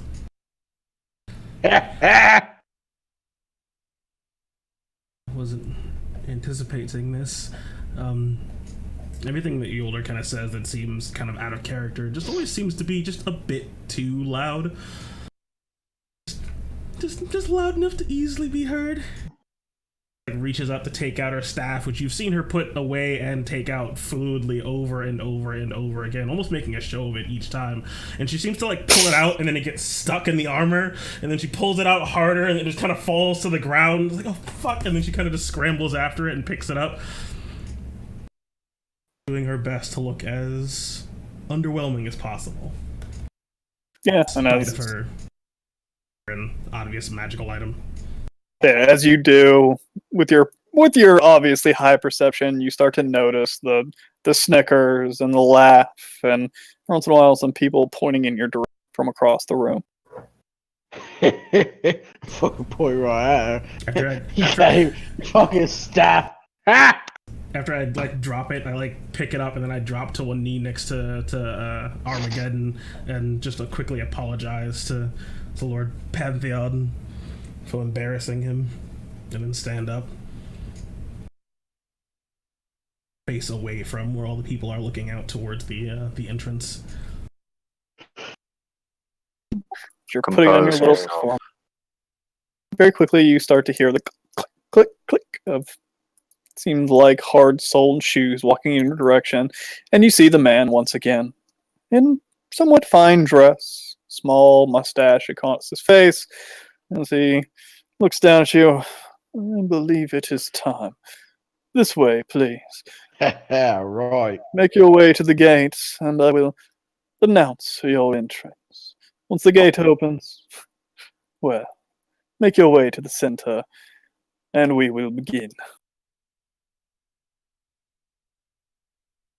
Showtime. We're gonna fucking kill something in here, boys. Lord just says telepathically, alright, I hope they fucking bought that. God, that was embarrassing. Alright, let's get this over with. Oh, it's a fucking. Oh, God, you fucking smart, Yoda. That was an act. I mean, it was poorly put on, but I know better than anyone. Cinder's not going to look weak in front of anyone. And, well, Pantheon is yeah. Pantheon. Well, I just can't because of, Let me guess, because you're a god. Oh, you're catching on, Yoda. Oh, yeah, totally, yeah. Mm-hmm. Catching on to this fucking blasphemy. As you look through the gate leading off into the arena, it looks like you're on the western side or so, as the arena is about cleared, although the humdrum of the crowd is still going pretty heavily.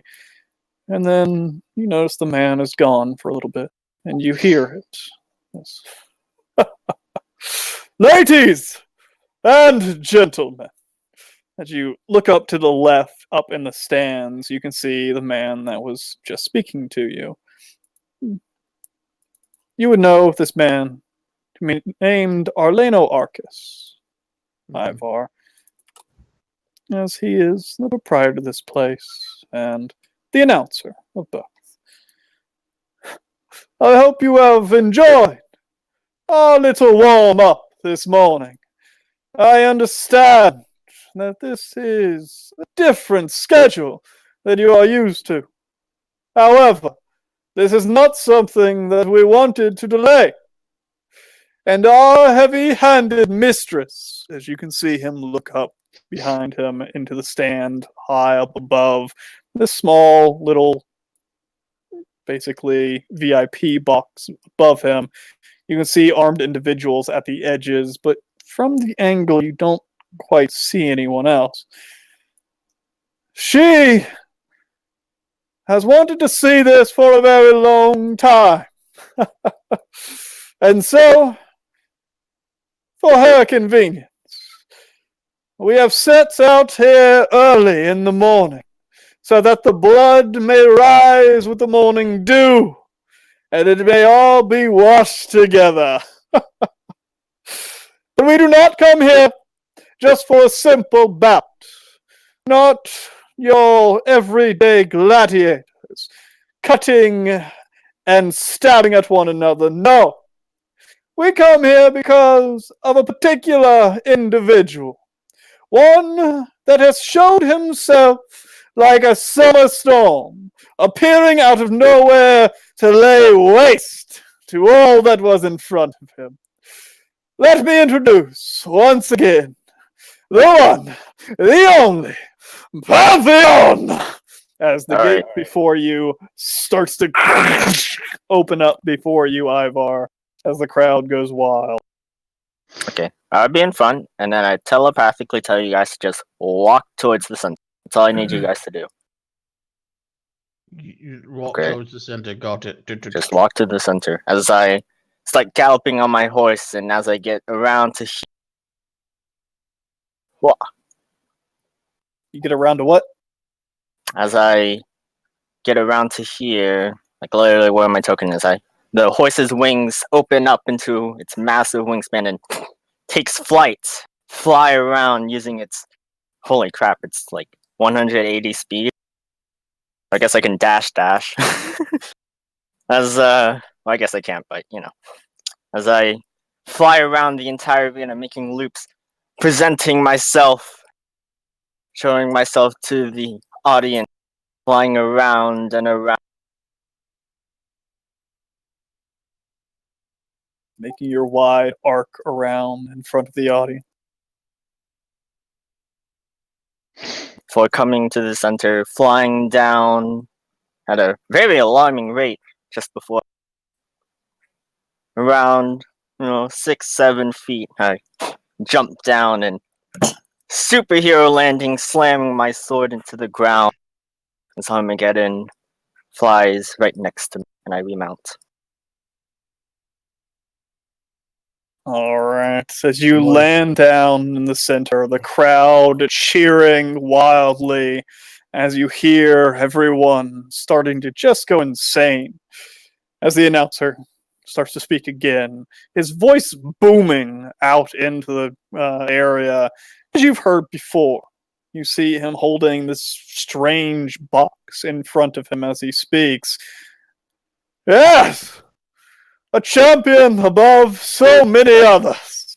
Pantheon, the one to rid this place of so many unworthy. But a difference today. I'm sure you have noticed. He has not entered this arena alone. No. Those that he has brought under his own tutelage, it seems, has accompanied him today. Those that would seek to do battle beside him in this wonderful arena of ours. Let us see exactly how worthy they are. But it is not the only change this evening, my friends. You see, our friend here, Pantheon, the challenger of so many arenas before, this will surely test him. For our heavy-handed mistress, she does not want a simple bout today. No. She has shared with me a desire. A desire to see this man sweat. To see him bleed. To see if he can break. And so, we will show you a sight beyond sights today. I hope that you will all join us to its conclusion. And so, hold on to your hats, your seats, and the blood that boils within you. For we start here this evening from beasts that roam in the far western expanse, that born of ferocity, of teeth and claw. Let us start us out with the wonderful, ferocious, saber-toothed tigers! As the gates from either side of you, as the strange underground entrances open up, as you hear the as large-haired beasts start to emerge from every corner of the arena as they seem to start to surround you. You can see as they start to make their way out into the arena, walking here and there, as you can see large chains around their necks. Well, show Shall we begin? As you can hear the king of some strange breaking of metal that seems to stir the animals, as you can see the chains dislodge from their necks. And with that, we will roll initiative, and we'll take a second break to go to the bathroom before the festivities start. You should put up the turn order before so that we can all roll it. There we go. He's got a pee. BRB. Oh man, Omen's not here. I can't do an advertisement without him. Right, have you ever sat around and thought to yourself, what the fuck do I need to do on a Sunday night or Friday night or now or Tuesday night? Well, let me tell you what. You just tune right in here to Lionhead Gaming on Twitch. You can watch amazing D&D with a bunch of really weird people having all kinds of conversations with both themselves and others. It could be that with a cat man and a crazy green lady, or maybe it's a lady with snakes, or possibly it's a crazy devil bitch that likes to punch things. That's a little bit of a sneak peek on Tuesday. Or maybe it's a guy that's a gladiator that shoots lightning bolts all over the place. Another sneak peek from Tuesday. So, why not just come on out on Lionhead Gaming on Tuesday nights at 7:30 p.m. Eastern, or Friday nights here for Song of Rapture, or possibly even Sunday to watch what you're watching right now, which is The Expanse. Brought to you by Saber-Tooth Tigers.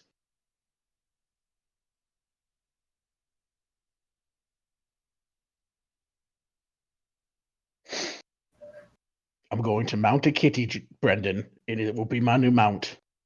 All right. That's I what's thought this going to was happen. like the 59th episode or something. Yeah, it's the 59th. I mean, I don't know. I don't see the title.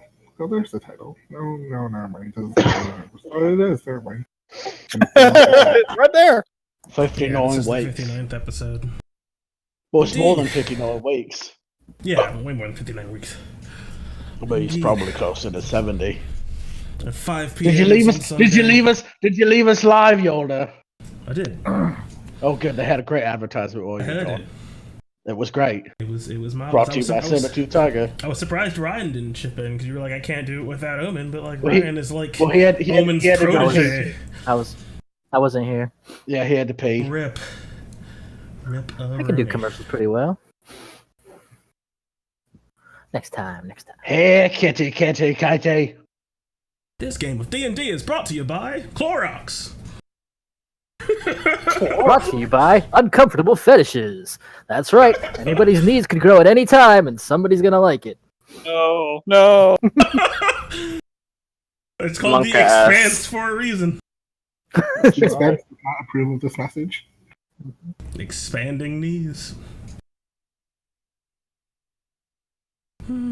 All right. Is everybody back and ready? Oh, yeah. As these large furry beasts with large fangs growing out of the front of their mouths, far larger than any other animal that you've seen before, this large cat form.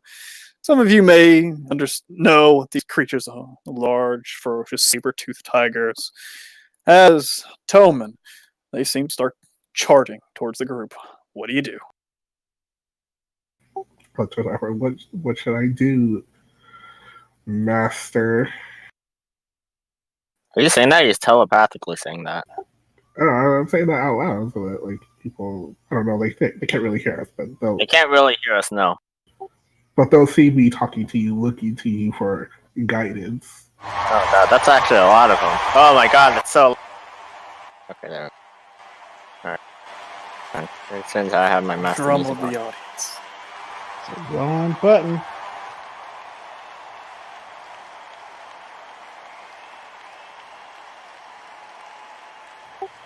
Do I blow them up? Do I stab them? Let them come to us. Alright, Say that telepathically too. haste on myself. I can't hold my haste in action, can I? I don't think so. I don't think that's on the list of things you can do for the hasted action. I'm gonna rule no. I won't cast haste, but I will blade song and hold my action to stab the first tiger that gets to Milora. Alright. Lannister. Well, fuck that shit. We'll go fucking stab one right now. As Lannister charges out of the center towards one of these beasts. As you cut down, slicing into it, dealing 20 damage. Ah! And we have the first blood of the evening! So swing again. You swing again. Ooh. Boy, do you. How do you want to fucking kill this thing? I'm just gonna fucking cut off his head. With 2 strikes, the head goes. Ah! Wonderful! As the crowd starts to roar once again. Look, come on, cat! Make sure you take a hit. They don't like it when it's a clean sweep. Ow. Assuming you're controlling Pegasus. Yep. As the tigers start to charge forward, Lannister looking over to this other beast, you can see just the anger in its eyes as it just as it starts to charge forward as it tries to claw into you. 2 big old claws coming in your direction. 20 ain't gonna do it as it just claws up against your shield as these other creatures start to charge in as well, as they just start to envelop into the center of the arena. Most of them not quite being able to reach the party, although the one next to Cinder, as it starts to get closer, it starts to leap up into the air as it tries to claw down on top of you. Not gonna do it. As its bite comes in, try and bite as well. Not gonna do it. I hold up my illusion of a gladiator shield and make it seem as if he almost bit me. As another one charges forward, as Ivar, you start to get surrounded, as both of these beasts charge at you and start to pounce, trying to claw and bite you off of your... The left one, 24 to hit. Yep. Ooh. You take 13 half.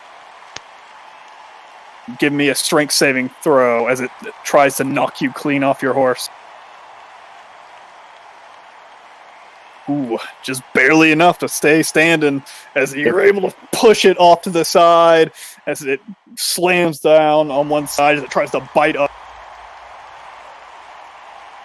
Not gonna do it as the other one does the same, trying to pounce and claw. Ooh, another claw getting at you, doing 8 points of damage. Give me another strength save.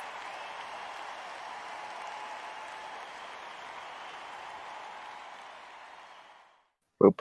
Easily able to force it off as well as it again bites up at you. Not gonna do it. What's your AC? 21. I'm not wielding a shield. 2 others charge towards Toman and leap into the air.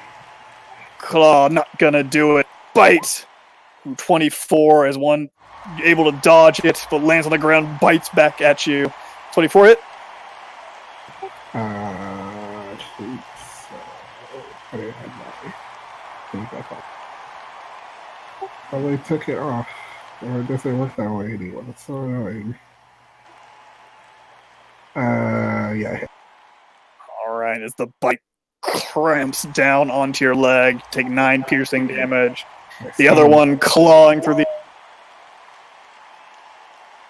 What are you doing? I stab him. Alright, give me that stab. That'll certainly connect. Your held action, stabbing twice. Both of those connecting. Healing. Ooh, 35. And yep, that is enough. As the first one, as it comes down onto you, as it actually misses its claw, and you do not get hit by that bite as you stab it down as it dies. The other one coming in as its claws trying to rake towards you. 23 to hit. Nope. Barely missing as the bite. Not going to do it either. As one other coming in, charging and leaping at 12, not going to do it. And bite.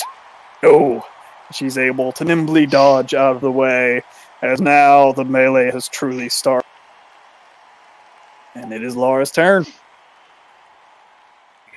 Laura will summon her strange, shadowy things around her as she casts Spirit Guard. Ooh. 15 feet. The strange spirits start to wisp around her. These blades of strange etherealness start to slice through the air and start to cut through these creatures. She'll kind of kick and poof a little bit away with her boots. Yeah, not on top of Yolder. All right, she falls back behind Tome. And Yolder, your turn. Pantheon, lend me your strength! And she just kind of like calls on her magic, and it sort of glows the same orange-yellow light that it always does. And she is also going to cast a little Spirit Guardians, but as it's beginning to finish its cast, you can see like the spectral weapons of all the blades she's ever forged, and all the weapons she's worked on kind of begin to swirl around her. You can see her just kind of twist the magic a little bit, and it almost like this smoke just seems to pour out of her and onto or around the weapons. As it looks like these blades are now wielded by almost these sort of smoky, shadowy constructs that look exactly like Ivar. Like she's summoning a bunch of pantheons to protect her. And right. wielding her implements. As Ivar suddenly comes to mind, telepathically says, "Don't cast any spell above." Oh boy, what is the in-game non-metaphysical concept of spell slot levels? Don't do anything too Save your strength. Powerful. Save your strength. Don't show off. I'm just gonna stab her with my sword. That's what I'm gonna do. Good job. Look at that great DC on that wisdom save. Which Magic just starts to swirl around within the center of the arena. The other one doing your cast turn, powerful Yolder. magic. There you go. Don't cast powerful magic. No, I got Pantheon that protect me. I'm good. All right, Cinder. How tall are these here? These pillars? They're actually pretty tall. They're about 15 feet tall or so. All right. I am going to. I don't know how far seeming behind me is going to reach, but I'm going to fly up to the top, making it look like I'm climbing. I don't know if the wings show or not, but I fly to the top to sit up there. This guy can get a swipe at me. Yeah. He's gonna At disadvantage if he's bigger than me. Yeah.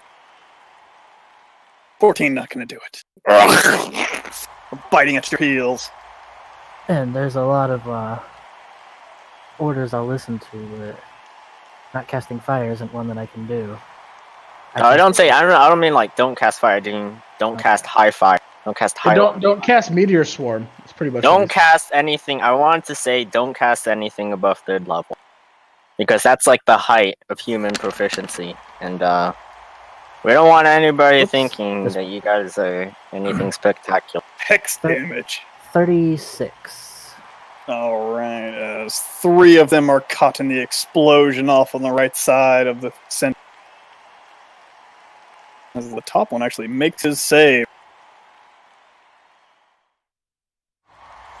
That's how much did you say? 36. 36. Alright. Telepathically. If there's something you wish to do, make the command aloud. Just don't make it stupid. As the flames erupt on this side of the arena. Oh! Ha ha! and the fires emerge within our arena. Wonderful! Is there something else you want to do, Ivar? That's it. Holding the blade of a long-lost knight. 2 attacks towards the thing in front of me. All right. One of them is mooning, yeah. Oh, I don't have my improved divine spine on. That's what. Oh, no. So that's 17 damage. now Cut in. 12. 17 plus 12. All right. Deal another 12 damage as you cut this thing down the side. As you can tell, another strike like that will probably take it. That will also connect. And yeah, it is dead. As you cut and your divine fury sparks out and just its skin rips and tears as it falls backwards. As it dies on the ground.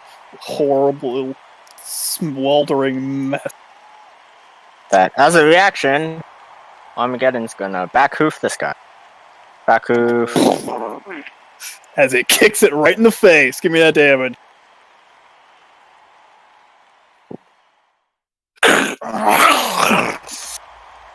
And Pantheon strikes at last!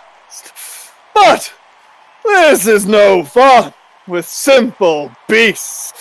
Something a little bit more exotic. From the swamps of the northern elven lands. A great beast, a more like no other. Let us see these ferocious scaled monsters. As once again the bars open on the sides of the arena, and we see these large-scaled creatures starting to emerge. As you can see, emerging from all sides, these gigantic crocodiles. Nice. Ooh, that's a really good art. Yeah, that's cool. Can you make Laura's aura visible? Aura. Sure. It's okay, I can't see either aura. No, make all the auras visible.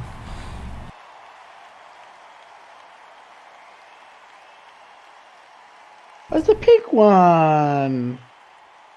It makes it a little bit clustery, but oh well. It's an orange one. Here we go.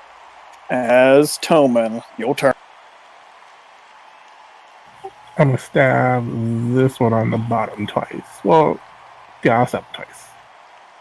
All right. That'll connect. Pew pew. Oh, he hurt.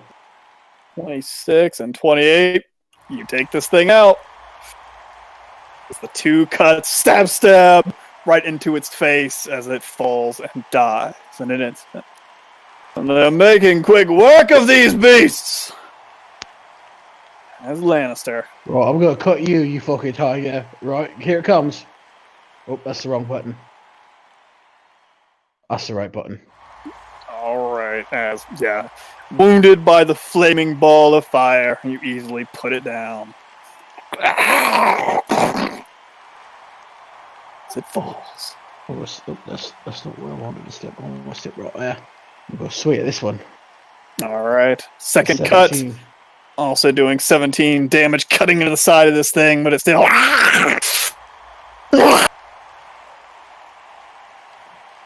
Right, I'm good over here, right? So... Boop. Alright, it's the tiger's turn, as some of them need to make some saves. 4 saves. Doing the top ones for Yielders. Not making their saves. Give me that damage. Actually, there's 3 of them in Yielders. Yep. No saves. As they all take 7 damage, as the strange fake Ivar seem to float through the air, strike out almost all at once, and cut into the hides of these things. Although they seem to all be still living, and the ones on Laura's... Doop, doop, doop. Ooh, one making it save. As I don't know why I clicked that a third time. There's only 2 alive. As give me that damage.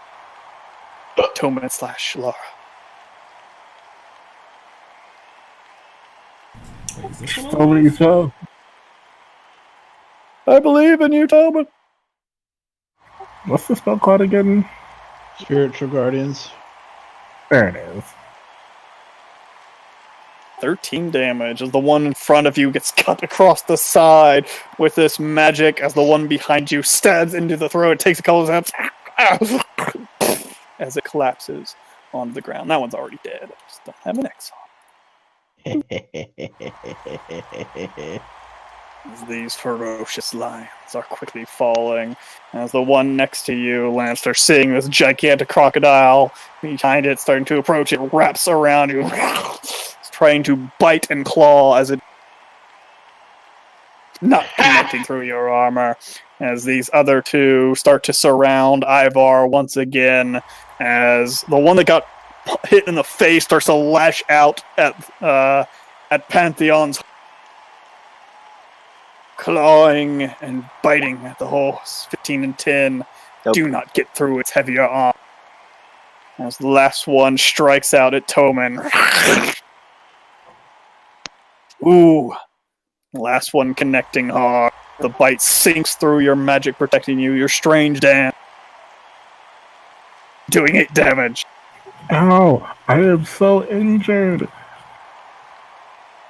Oh no. Should be a 30-foot bubble. Yep. Hang on. Pretty awesome. Let me go add on to the aura cluster. That's the thing I've wanted the most with being a paladin ever.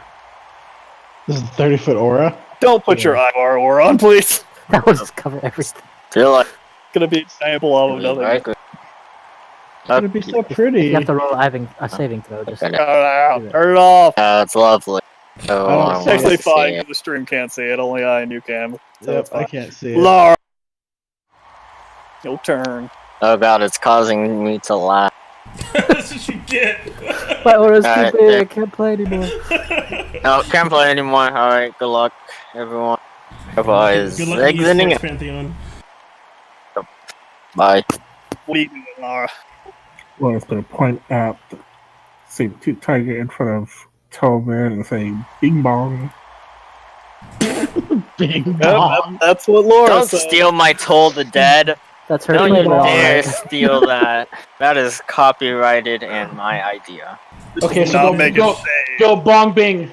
As you hear this ringing of a bell, as you see this, as it seems to rear up in pain, as blood starts to just drain out of its ears, as although it lands, it starts shaking its head, obviously in horrible pain, but still alive.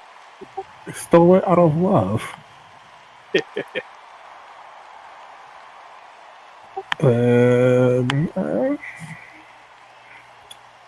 Smooth like right there. That's it.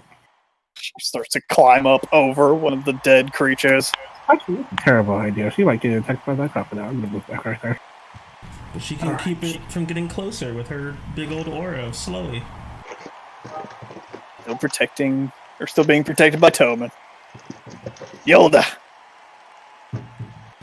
We're just gonna try to impose a bit more of her aura on the battlefield. And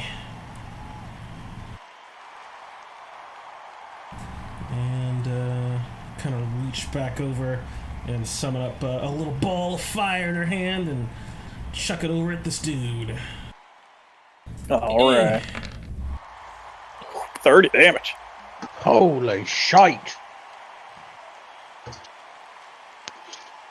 Oh, it's a great shot, Not Yoda. gonna- If that's, yeah.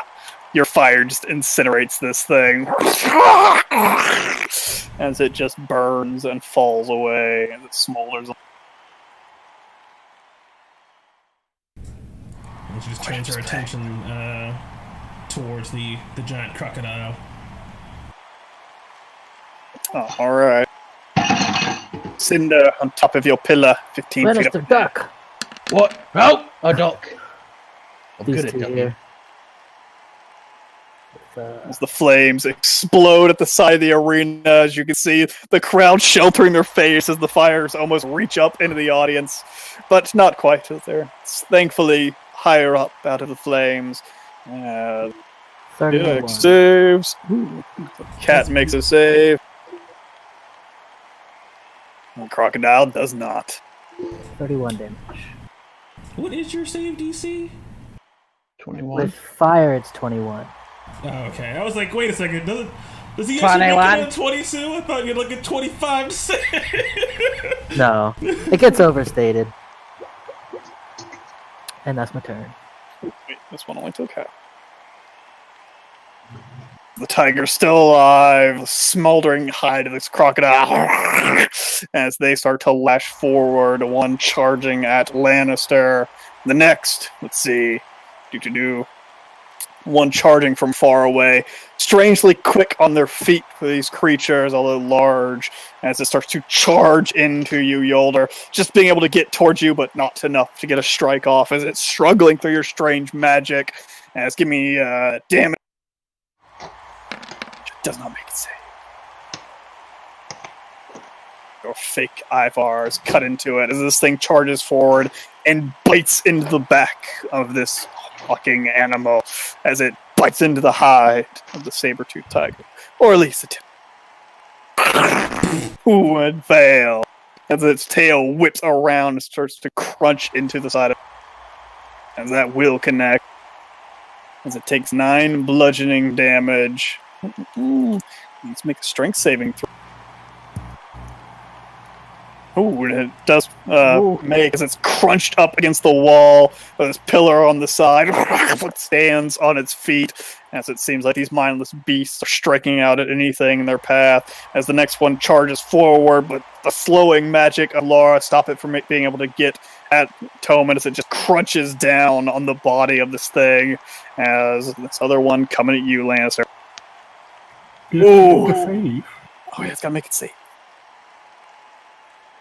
Ooh, makes it save as it takes half. Oh, it doesn't. Her DC's 21. Oh, yeah. 21. Thanks to her new little badge. Increase her magic. Cannot defend itself. As the bite comes down hard on you, Lannister. I'll allow it to hit. I don't know. I just butter my armor. To make my armor butter. You take, 43 but half? As your no nature has a... 43. Do you get that at 17 or 18? 17. I got There it. you go. You get half of it. 43 is 20. 21! Find your new godly form resistant to almost all normal blades or teeth and maws. As you are grappled. I've gone right where I want them, boys! Yeah. I was hoping he was going to say that, to be honest. It's been a while. As the creature just thrashes you in its maw back and forth. But it seems like it cannot get to you with its tail as it starts to try to surge forward towards the other form in the group with you in its maw. As let's see, not quite being able to. 15 damage. He can't pass the same anyway. Yep. He also takes the 17 damage. As he actually does not quite make it in range, but it seems like the long tail does have quite a bit of reach on it as it whips out towards the back of Laura. 17 to hit. Just barely misses. He's inside of my Lord. aura, though, right? Doesn't quite look like it. He takes up 6 squares, 3 of Yeah, which sure. are in my aura. Sure, give me that damage since he cannot make it save. A real damage number. As this magic just starts tearing into him, just carrying Lannister. Ah! It seems like one of Ivar's compatriots has got himself in a bit of trouble within the maw of the beast. Oh no. As Be back in I turn, Lannister. What? turn. Be back in turn. Please don't. You don't have to do that. Ivar, it's your turn. Is the saber-tooth tiger then gonna turn back to the giant crocodile? Or is it still just focused on me? hard to tell. It got slammed up against the pillar, and it's just trying to maintain its stance at this point. It looks like maybe it's turning its head towards it. Okay, I go towards this. Alright, you slash down the creature off to your side, dealing a decent amount of damage and cutting it down.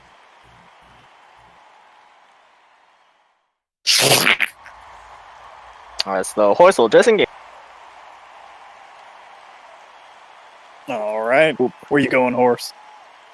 Right here. Get it? Protect young Yolder, who's clearly inept and sucks at everything, supposedly, except he can cast spells, and is probably the best member of our group. Bitch. Alright. One attack towards the crocodile. You cut down the crocodile, will connect as well, doing 24 damage. Digging deep into its heart. Still seems to be quite healthy, though, this gigantic beast. Behind me. Of course! Alright, Toman.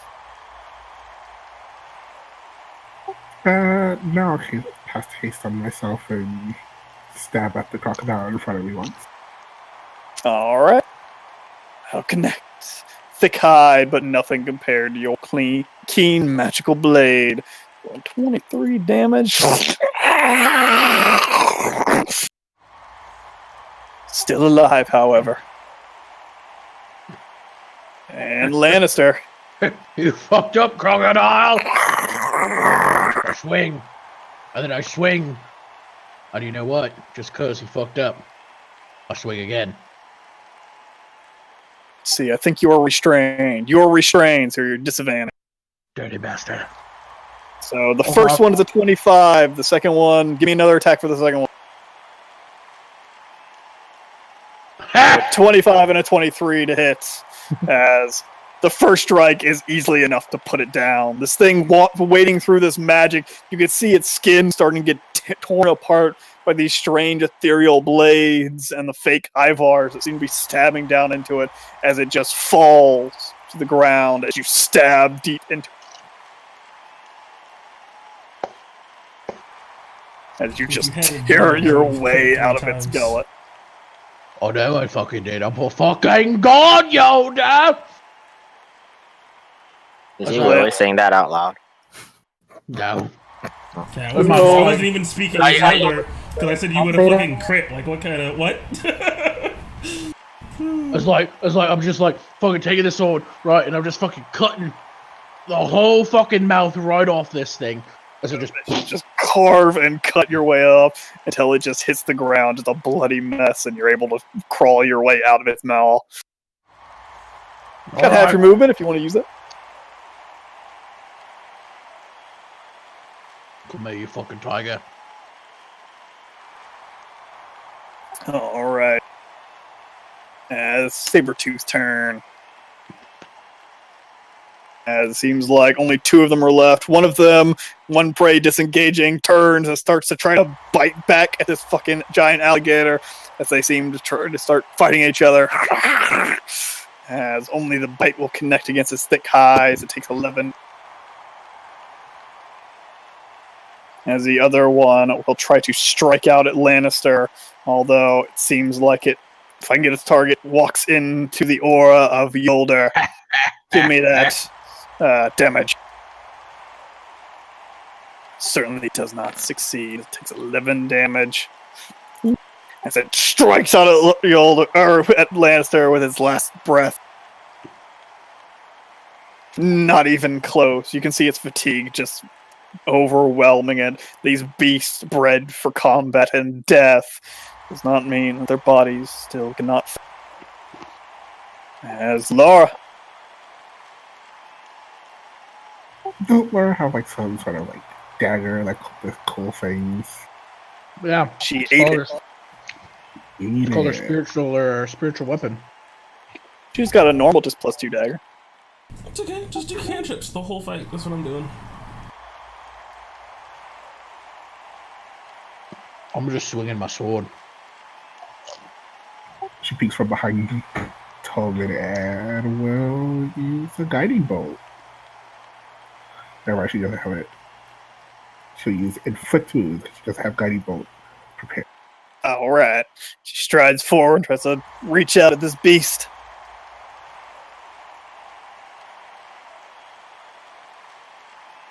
Ooh. That will connect, doing 25 damage. As you can see, the scales turn black and start to break across its side as it tries to instinctively wrench itself away from her hand, but it seems like the damage has already been done. That's it. All right, Yolder, large beast in front of you, about to bite down on you. No, I gotta get back. Pantheon, protect me. Oh no, I don't have the defense fighting, so I won't get fucked. He's gonna try to bite down on you. I mean protection fighting style. 14 not gonna do it. You're able to avoid its paw. If you'll allow it, I'll try to totally have one of my spirit guardians almost kind of look like it distracts him at the last second. Sure. Your fake Ivars streak out in front of you, seeming to block its blow. Although it seems like its teeth just wrench through the figure, but it's enough for you to escape.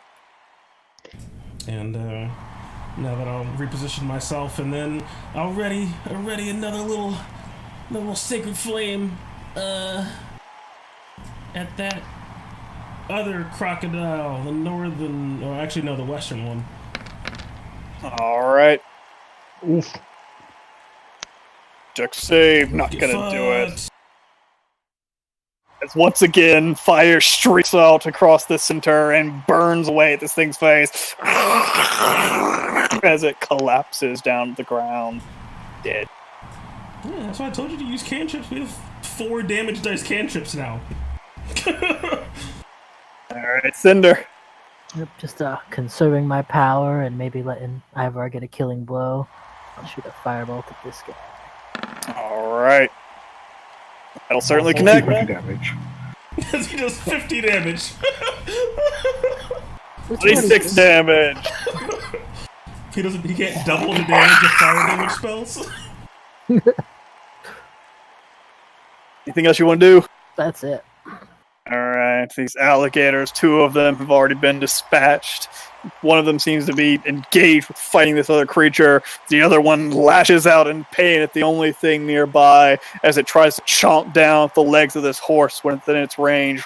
As the bite swings in, 18 to hit the horse. Ivar. Redirect it to me. There we go! As you're able to reach down and crunch away its large maw, as you can see its tail swinging around from the other side, aiming for your... Ooh, but Nope. not gonna be connecting. Deflect it with the blade. Well, I mean, the first blow I just hit him in the... Fuck off. It's the tail I'll just deflect off with the blade. Seems to start to wrench around to get in a better position, getting away from the strange fake Ivars that are be cutting into its eye. As the other one is still within the aura, as it needs to make whisper. Give me that damage, as it obviously fails. I don't know why I rolled. Yolder, Oh, my bad. stop reading Reddit, you fucker! Got him! Doing 14 damage, the fake Ivar's cut up into its hide as it ridges down and tries to bite into this creature. As it does, dealing a meaty bit of damage, almost killing it outright as it wrenches forward and tries to crunch its tail into the back. Ooh, 27 to hit. As give me a strength save. As you take 8 bludgeoning damage. Oh no. As you fall from your horse.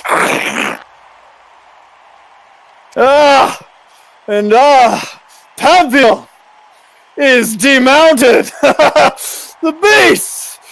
Seeming to finally land a blow! Is this the end? Oh, champion! And so soon! Oh no. 8 damage. Oh no, 12 damage. Oh no. As Ivar, is your turn. So just turn my head one way, so cracking my eyes. Just bring the sword around.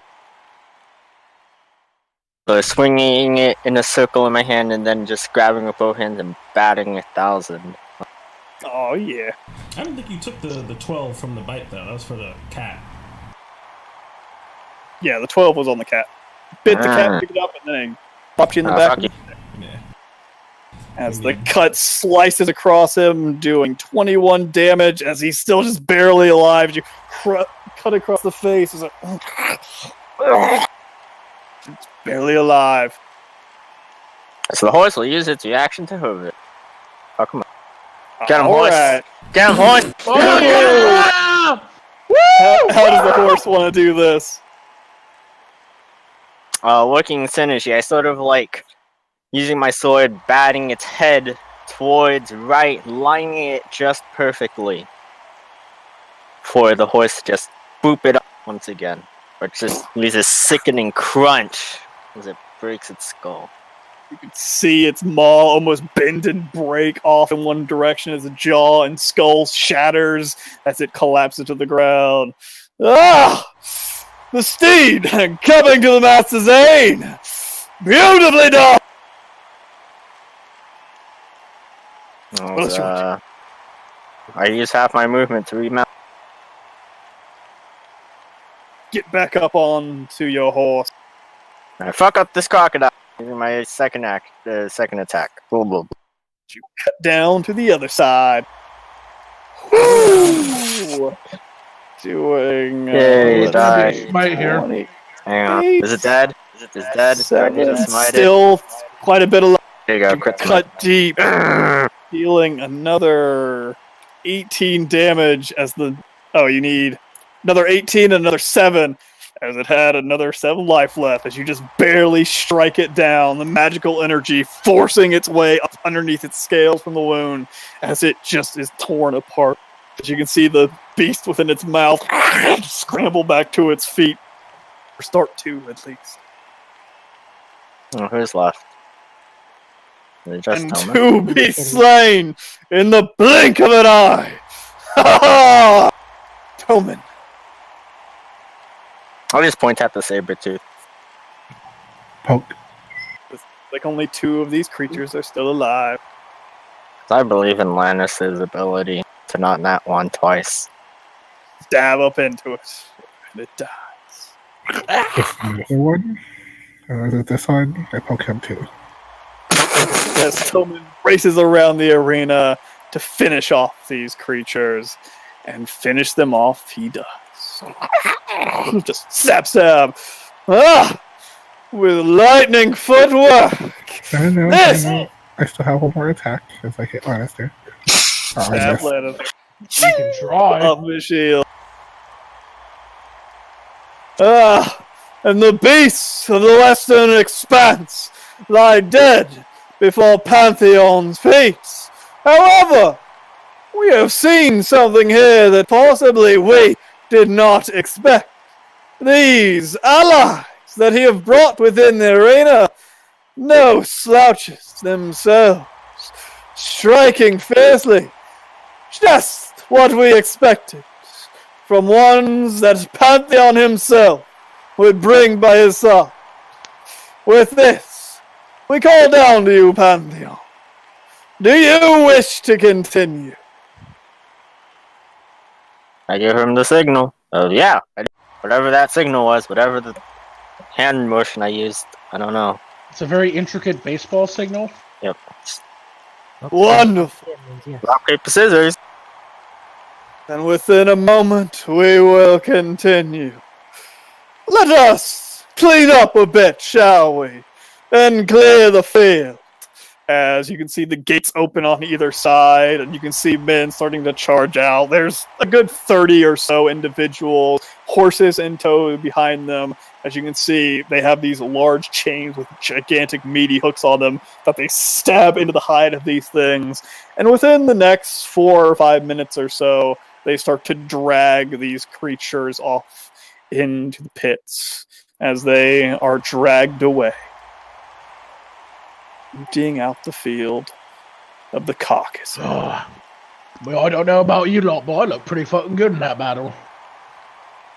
That's not the point of this, Lannister. What? It's supposed to make Ivar look good. Oh, fuck! Just kind of sit down on the pillar and let my legs hang over the edge.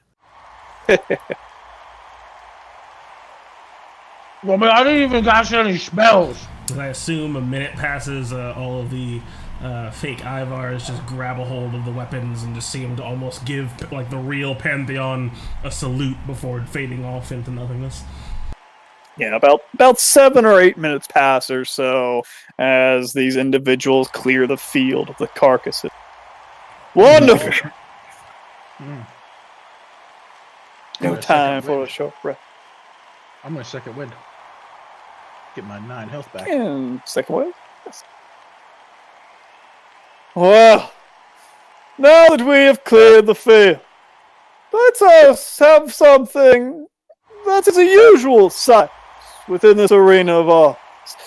You see, ladies and gentlemen, we have quite a few here today that wish to take the crown from the king, wish to slay the one who has gained such a reputation before us.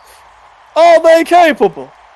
Can the men and women who want to claim the crown truly prevail? And will the king's head roll? As you can see, once again, the gates on all sides start to open as men start to walk out. You can see them dressed in arms and armor, and you recognize quite a few of them. Those individuals that you saw, well, you waited. You can see their blades sharp as they look at you with angered expressions as they take up their positions all around you. Seem to be 3 of them in all different directions. I wave at him. All right, Chubby, which 3 are you taking out? I'll take out another 3. He starts his I got the bottom cordial 3. introduction. I just kind of reach up and kind of almost seem like I'm trying to consult Pantheon on something, as I'm going to cast a little holy weapon on his blade. Smoke and like almost like vague, just like a little bit of fire, but mostly just like this unnatural, unearthly looking smoke just seems to wrap itself around his blade. Well, it seems like our challengers are quite eager today. So, let us begin! As let me get it. Fucking better than last time. Another tiny one. No. Right, Chubby, you go take the bottom. I'll take these 3 over here. I guess it took me a while That to fucker's stand got a up on that fucking pillar. staff! He's gonna try to cast some fucking magic on me. I fucking know it. Hey, I really vibe with those guys. They from my place. They from my church. Which Alright, ones go look like the fucking- casters, fucking- north and south? I gotta kill that pointy-eared bastard. Or one of There's the middle on ones of each? each Okay, compass direction. got it. Cinder, burn the one in the robes. All the casters go Did first. you say that out loud or in your head? In my head. Tear them to shreds.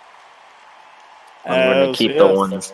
As on the combat side. starts, you can see almost all the casters in each direction start to summon magic before them, as it seems Dirty bastard. all the casters except for the eastern one start to summon magic upon them. As their magic completes, you can see their forms start to shimmer as they disappear.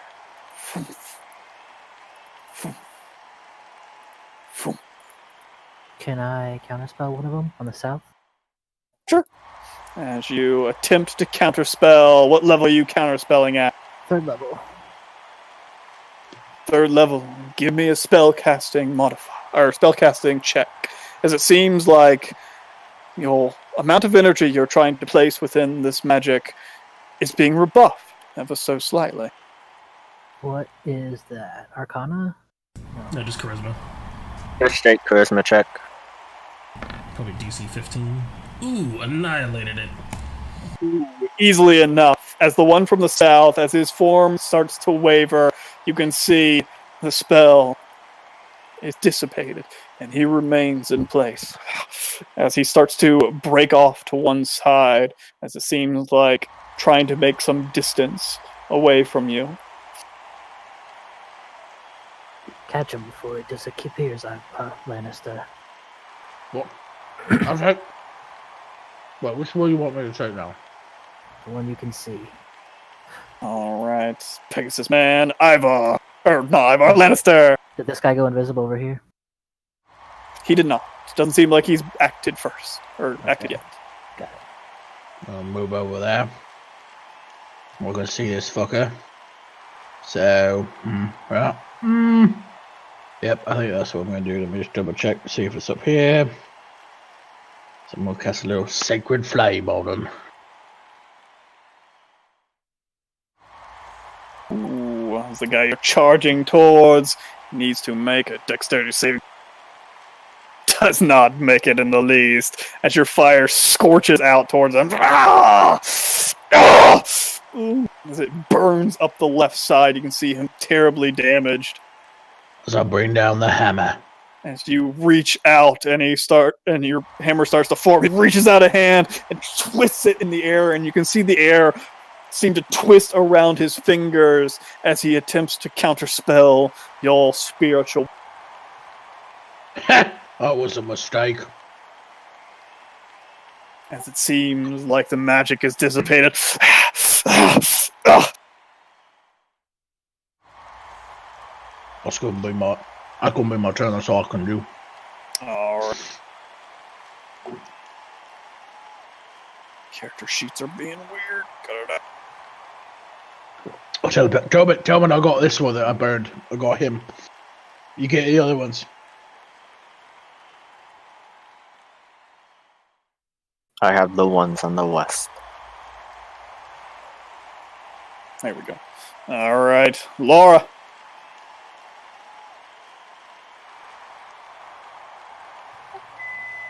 God, cleric spells are just so terrible. I hate them all. There's no big booms. Where are all the big boobs at? There's not a lot of AoE.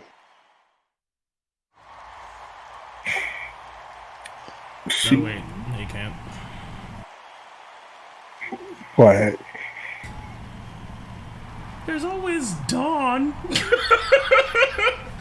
Woo! Gotta keep it such a low. We gotta keep it low level, Yolder.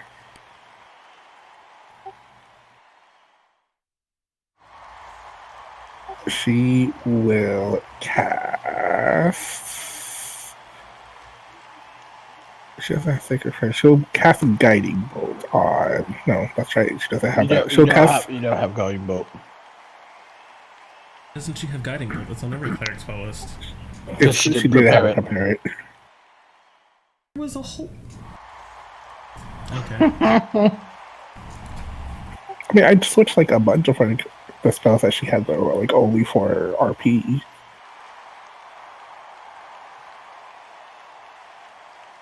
Yeah, she's going to Toll the Dead. So Toll the Dead, the guy that got hit already, actually. The other rage. Oh, that's a Far good side idea. of the arena.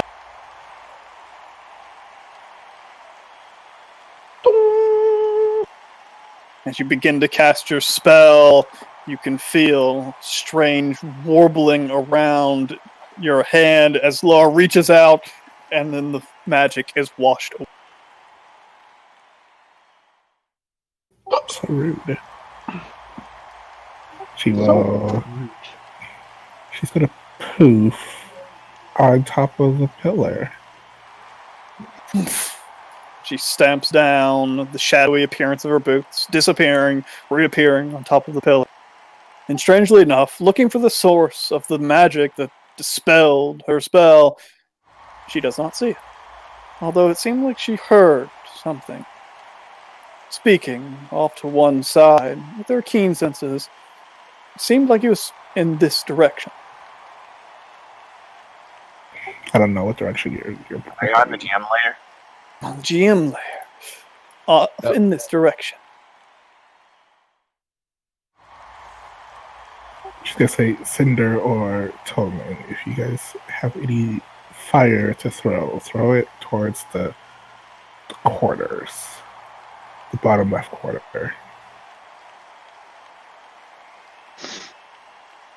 And you, as the caster on the far side of the arena has not acted yet, you hear him speak out. This is our only chance. We do it now. As you can see him start to conjure up magic as this large bead of flame starts to form within his hand. Oh, you don't do that. Stop that. It's a counterspell. As you start to reach out and counterspell, as you can feel your magic reach out, and then let's level are you, Cap?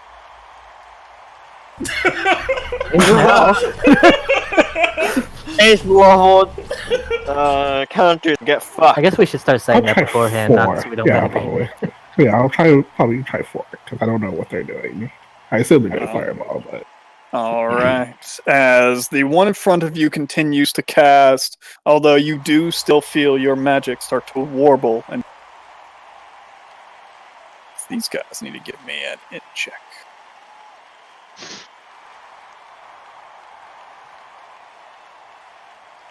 Because it's just straight int plus proficiency, right? No, it's just straight int. yeah. Ooh, as he does not pass, as your spell completes and the flaming ball within his hands get ripped away out of his grasp, and as it just dissipates in the air. Fuck! As he also starts to break away off to the side. You should have done that. As Yolder. My really high perception. Could I hear the mutterings of spell casting somewhere behind me? Seems like it, although the roar of the crowd and everything, it sounded like you're sort of hearing cheers in all different directions. Give me a perception check. I won't make this take your action or anything. Ooh, yeah. Yeah, you do seem to notice. It seems like, looking behind yourself, you hear the calls out of magic, although you just see the pillar from its direction. You see Laura on top and think, it wasn't her voice, so it seemed like something behind the pillar, something off in that direction.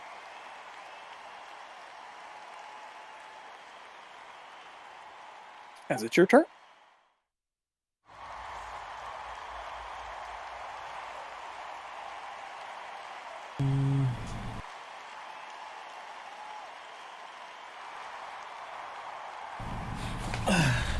I think the last caster is somewhere in this direction. Yoda just kind of says over the telepathic bonds, that way there's no chance no one didn't hear her. As she is gonna kind of skirt around Ivar.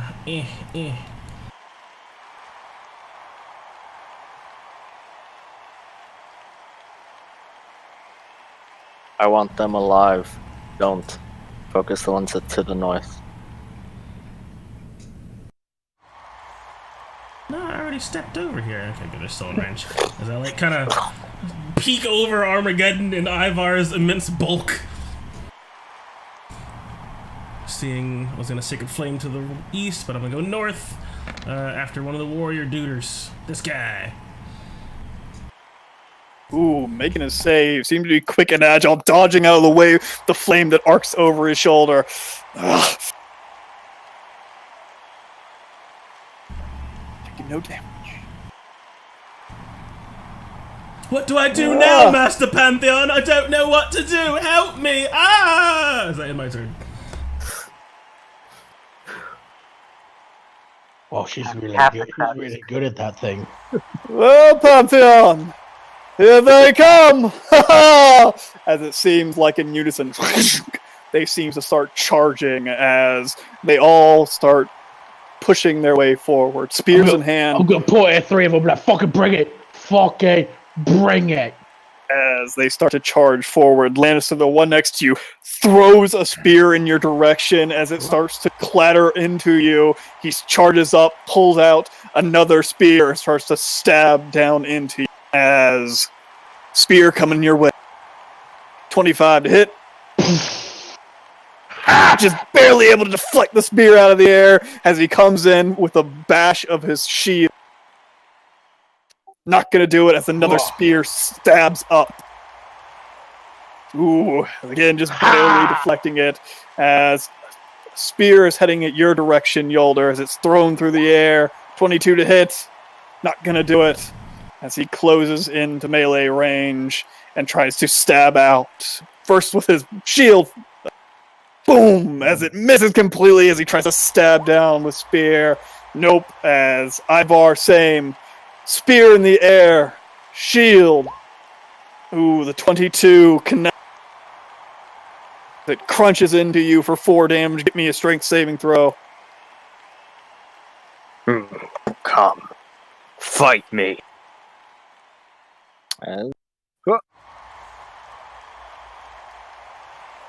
Easily enough as the last spear clatters across your armor.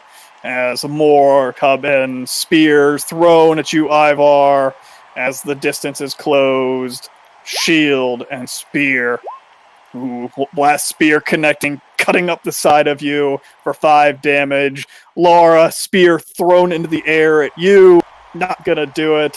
As pulling another spear out and charging at Ivar. Shield and spear as the first shield connects. Doing 9, which is 4. Cinder, spear thrown up in your direction. 20 to hit. Just barely missing. Yeah, I have 21. Look at that. As Toman, he comes at you. 19 and spear. 22. Just this point, how long does haste last? Well, that ended during like the break as well as my song, so I showed.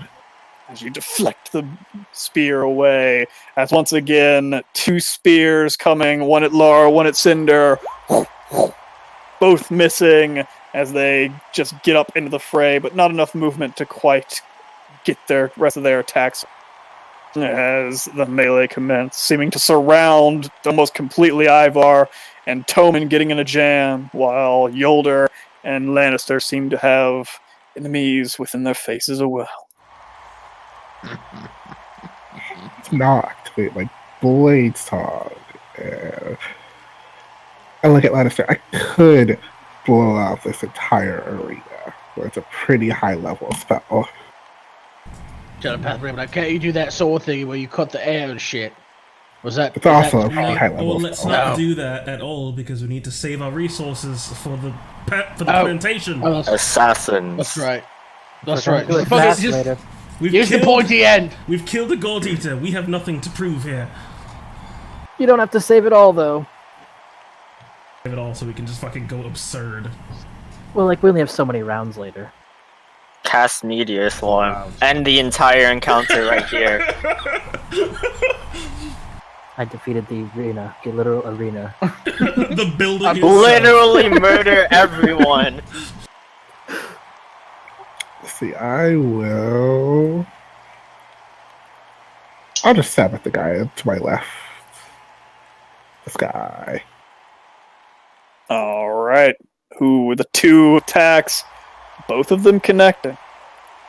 Thankfully, not heavily armored. Shield and... Yep, but mostly just wearing studded leather armor. Did you I believe cut you deep? over. I should blow this entire place up. That's my turn. Well, give me the damage. Oh, I thought I missed. They Cut 'em up. Basically, Hey, hit 'em. they're wearing studded leather. They're proper hoplites as opposed to D&D hoplites. Yeah, they are gladiator men. Men made of stern stuff, but not needing of plate. As they take your blows. As you can see, the muscles just tense in their bodies as the blood starts to flow, but he is nowhere near being able to take quite a bit of damage, even compared to those horrible beasts. These men seem to almost be champions in their own right in smaller arenas. They are powerful foes. As Ivar, unless Tone wants to do any bonus actions or anything. Come close. Alright, Ivar. Come closer. I will show you darkness. It's everything within 30 feet. Not quite reaching the one fighting Lannister, but all the men around you as you feel... What does your conquering presence really look like, if there's any look at all? You know what? I'm gonna take a page from Karseth's book. I'm powerful. Fuck this.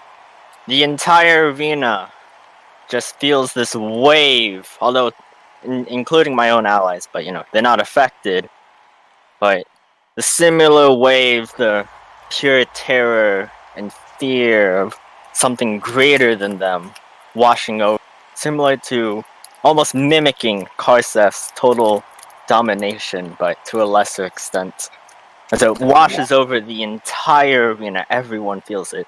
But only these poor bastards actually feel the effects. As you can all feel this wash over you, although it seems like it's washing around you of sorts, and then all of a sudden the arena just goes quiet. As this gas. As all You guys don't have these to make men- saves. I don't know what to do anyway. Man, I'm not focusing you. You're not being a You target. also get +5 because you're close to Ivar. Oh, okay, good. I'm really good. Yeah. As all of the men before you start to shudder and take half a step back away from you, except for one. The one almost directly in front of your horse. Off to an angle a bit, but it seems like your magic, your presence, has swept over these creatures, these men of honor and valor, as they actually have advantage.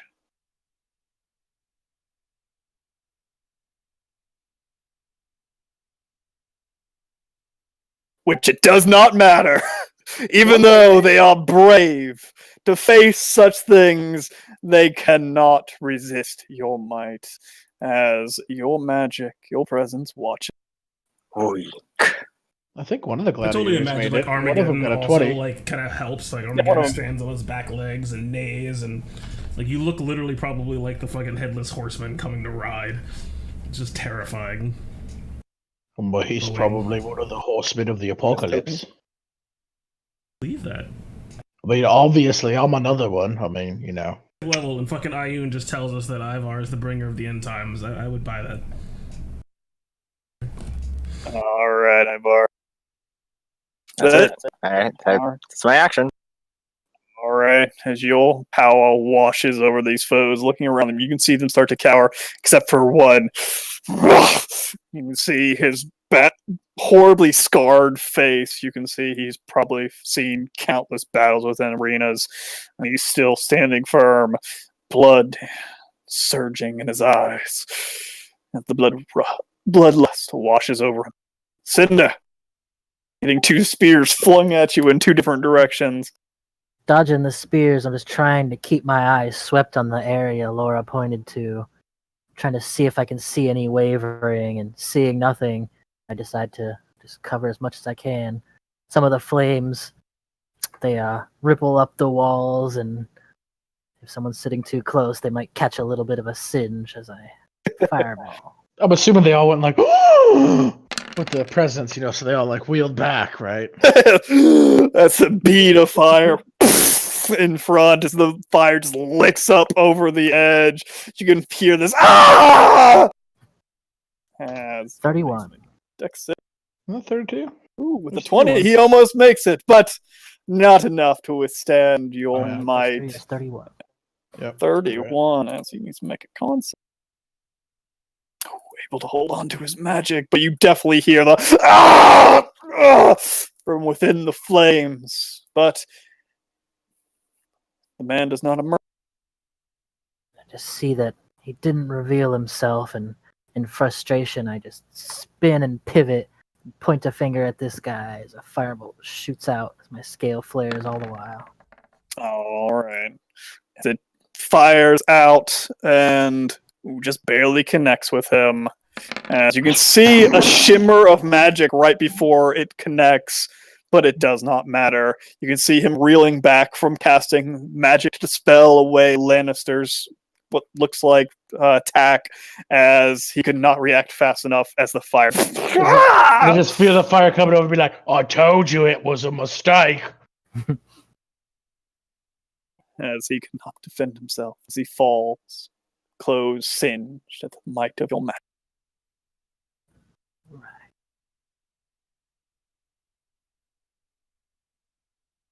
All right. Anything else you want to do on your turn, Cinder? You want to move anyone?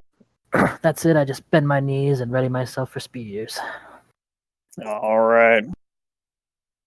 As Cinder, more Laura, hears the footsteps off behind her, looking off towards the edge of the arena, as she can see footsteps actually starting to merge within the sand. As a beam of light streaks out, and Cinder, you can see behind yourself, is in the air about 5 feet up or so. It explodes in a ball of flame as a fireball erupts.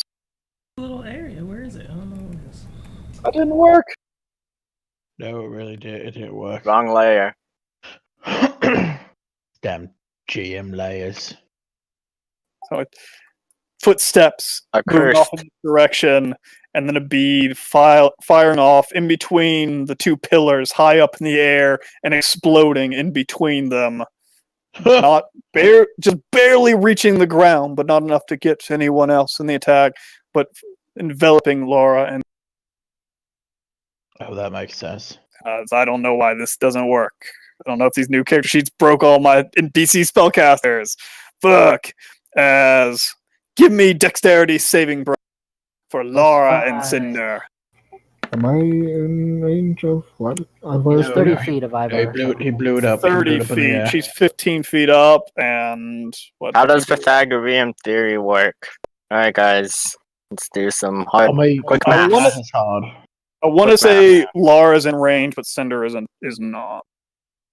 Yeah, that's pushing it. For Well, I'm the, already Cinder is because it's a definitely not. radius. Yeah, because it's a radius, and But it would, Laura, I like, think, is just on the all edge. right, let's go calculate the theta of the angle, guys, so we can figure out. I mean, what to the be length fair, of Cinder's Isn't moot length. To be anyway? fair, 18's a Ivar pretty should good be like roll. 5 feet up in the air if he's on his horse. So I'm just saying, that adds to it. Not designed with Euclidean math in mind. All right. As both of you make your save against this. Now I have to remember what the primordial flame does.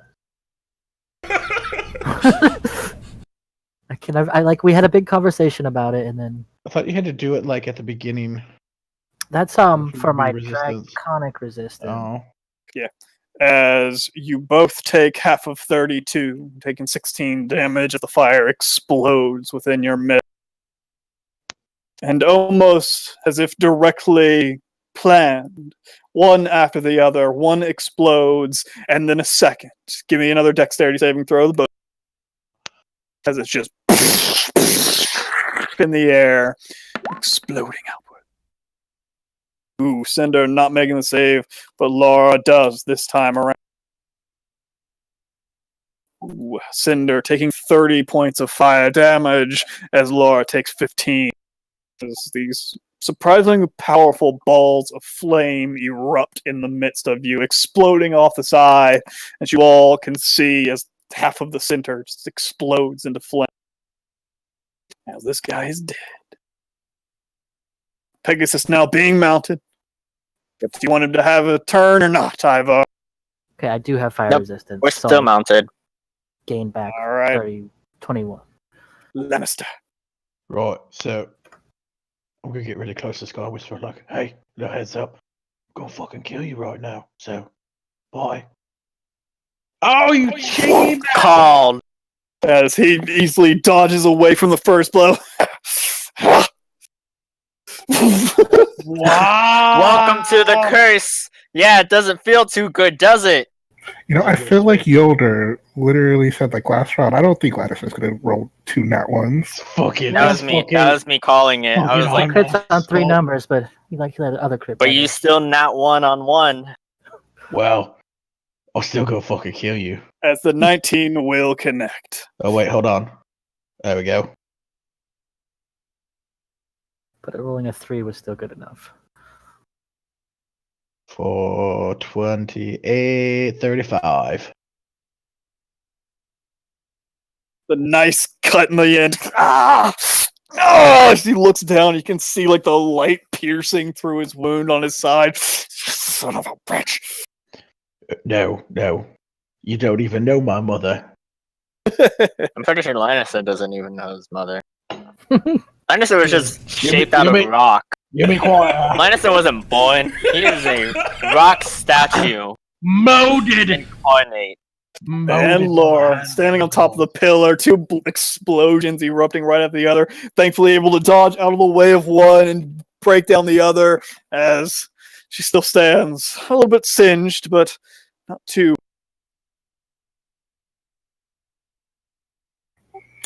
Laura is going to poof down right next to, not on top of Yolder, next to everyone.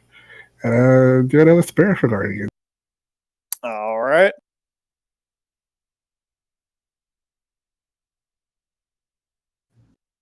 What level you cast spiritual guardians? Let's do 4th level.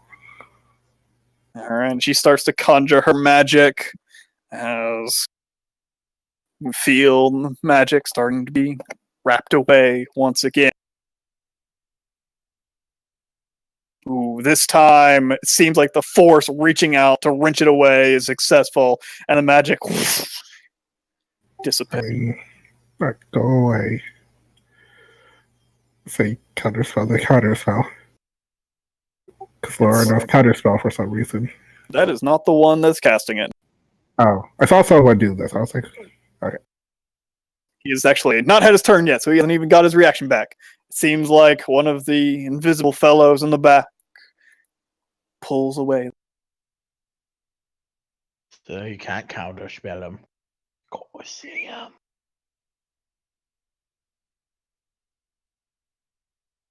Got any bonus actions or anything else, Laura? Nope, the poof was a bonus action, I think. Yeah, it is indeed. All right. Since the crowd is still stunned, could we hear where the magical incantation was coming from? Yeah, it certainly seems like you heard it far off in this direction, where it seemed like that bead of light, the first one, originated from. You're on the GM layer. No, he's in the top. He's in the far left. It's just really far away. Far left. Oh. Seemed like he's over there. Initiative was blocking it. Yeah. Okay, initiative. Okay. We're just gonna put you smack dab in the middle. That's this guy. He is going to try to run off, trying to block himself from line of sight of those pesky individuals with their magic. As you can see, he seems to run behind the pillar, blocking the view of most of you, and then he seems to just vanish. Except for Cinder. You see him, as it seems like he's starting to cast a spell as he is running behind this pillar, blocking off line of sight from Laura and Tony. Can't reach. I watch futilely. Counter spells what, like 60? 60. He's elevated. Oh yeah, you're too high angles. up. That's right. As you're just out of range to be able to stop his spell, and it seems like disappears into nothingness. And Yolder.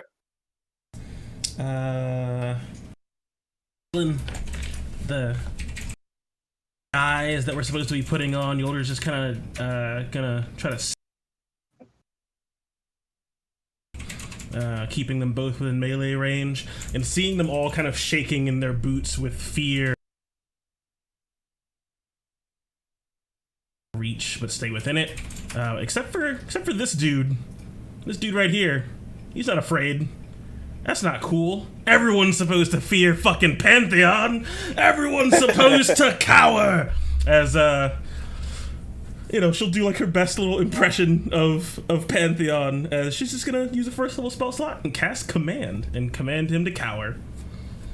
No one. As you begin to cast your spell, you can feel it start to. start to get wrenched away.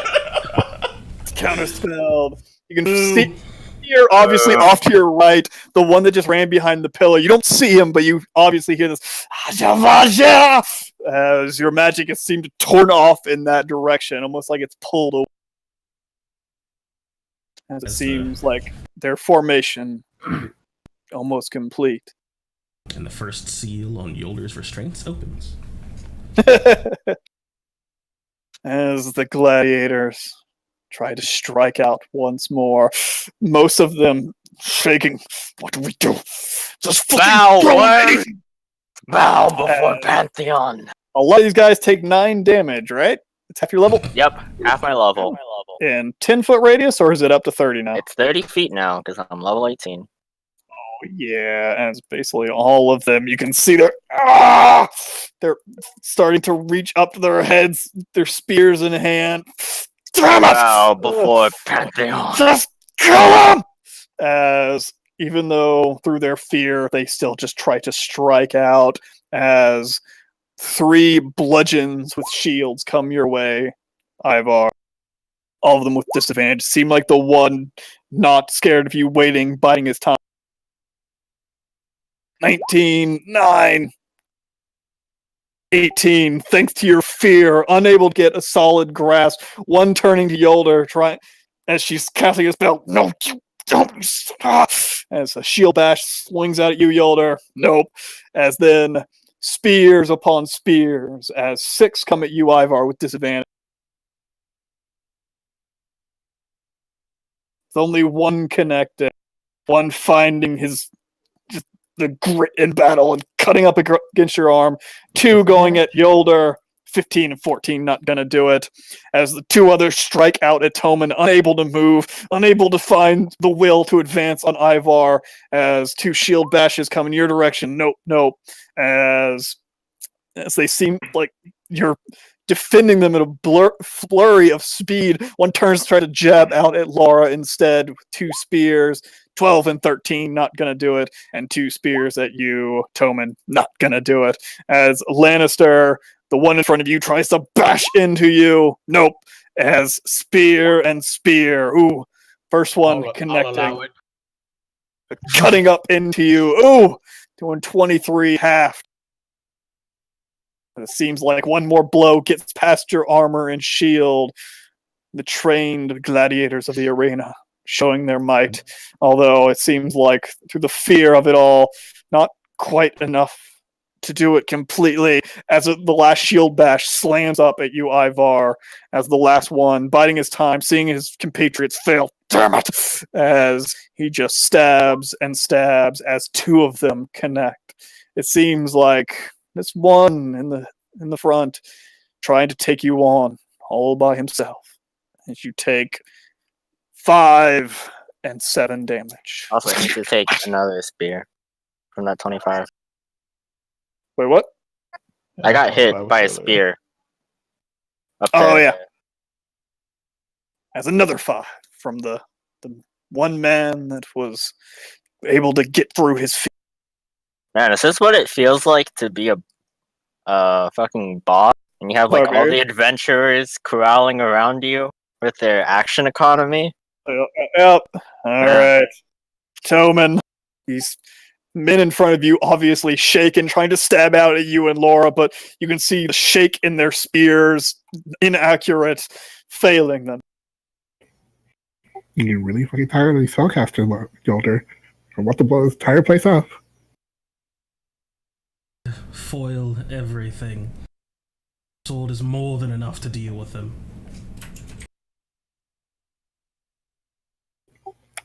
I will cast haste on myself. As it seems like maybe your positioning, but your magic is not tampered. There's 1 dead, and there was 4 of them. One guy is somewhere over here that I don't know, but I know he was behind a pillar. The other one's over here. You guys got all these gladiators, right? You're fine. Oh my God, you got them right where I want them, Toman. I have all of them where I want them. Have fun with that. I would just ignore you people. I go right here. Okay. Feel out the area. We got footprints. Pretty sure it's all sand down here. You take a little of that search action. I wonder if you can take that with your haste action. Can you do that? That'd be busted. Probably. I don't see why not. You're running over here. Are you going to take the search action?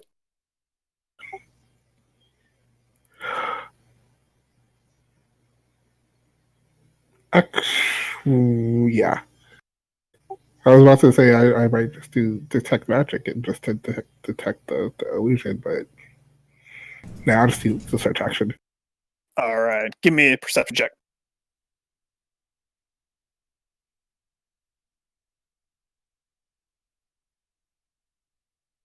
Ooh.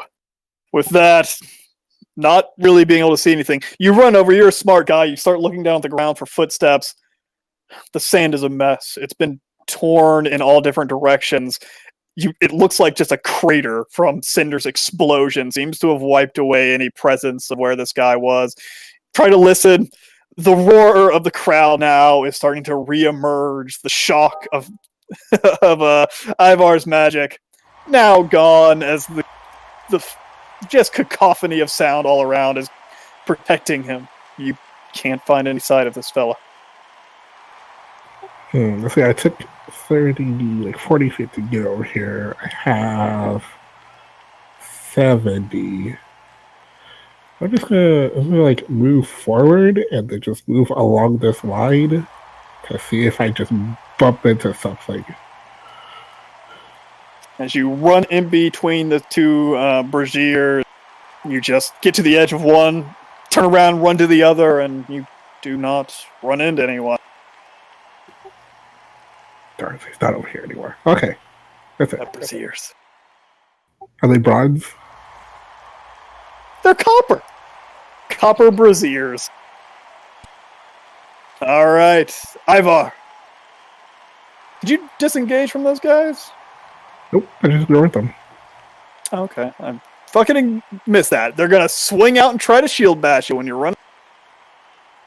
Not gonna do it. Especially in their feared state. There's no way. As Ivar. Fear is pretty good. As 2 attacks against the one who actually has courage. Alright, finding your foe in the midst of this. Whoo! That will certainly Oh boy. Okay. Well, I'm bound by paladin duty to do. True. Well, it's really I'll true. delete him because his token bugged. Fuck. As now they're all gone. No, he just gets turned to dust. Alright, as the first connects, doing 29 damage. The second one doing 28 damage, and then the smites. Woo! Doing another 28 and another 25 as he is barely on his feet. Oh, shit. There we go. As he's just barely alive. Just as you can see the holy magic just cutting up his shield into his chest plate or into his leather armor, splitting it open. Blood just spills out as he just falls to one knee. As you can tell, he's basically in no sort be able to fight anymore as he just falls to his knee. As he is barely alive. Look down upon him. My red eyes just glowing holes into him, and then I turn my attention toward. As I telepathically communicate, keep this one alive. I'll make an example. So that'll be my turn. You don't want to kick anybody? You know what? Oh yeah, you're right. I keep forgetting about that. On the dark steed I ride. Fuck you for messing with my favorite. The hindquarters back out and bash into this guy. Look, they did nothing wrong. And Laura's favorite. Someone tell Laura Yes. so she cries. yes. Little crunches into his chest. Damn it! Kill that damn horse! Horse is Yes, then full plate. Do it. I want to see you try. Alright, Cinder. Well, just see Toman searching, thinking maybe he'll find it. I remember where I saw that other guy disappear, and I think, well, maybe that's my best chance of catching someone. So I'm gonna throw a fireball right over there and get the template. Up at the top right. Yeah. The guy that was just out of your range for counterspell. Not gonna escape you so easily. I'll throw it like right there. Alright. Once again, the flames lick up the side of the arena, almost touching up into the stands as people. Ah! Ah! Ah! As the special effects go off, he needs to make himself safe. Ooh, he does not make it with a 5. As how much he doing? 37. 30, 31, 37 damage. Ooh, he needs to make his con save. She does not. As his magic fades, and you just see him.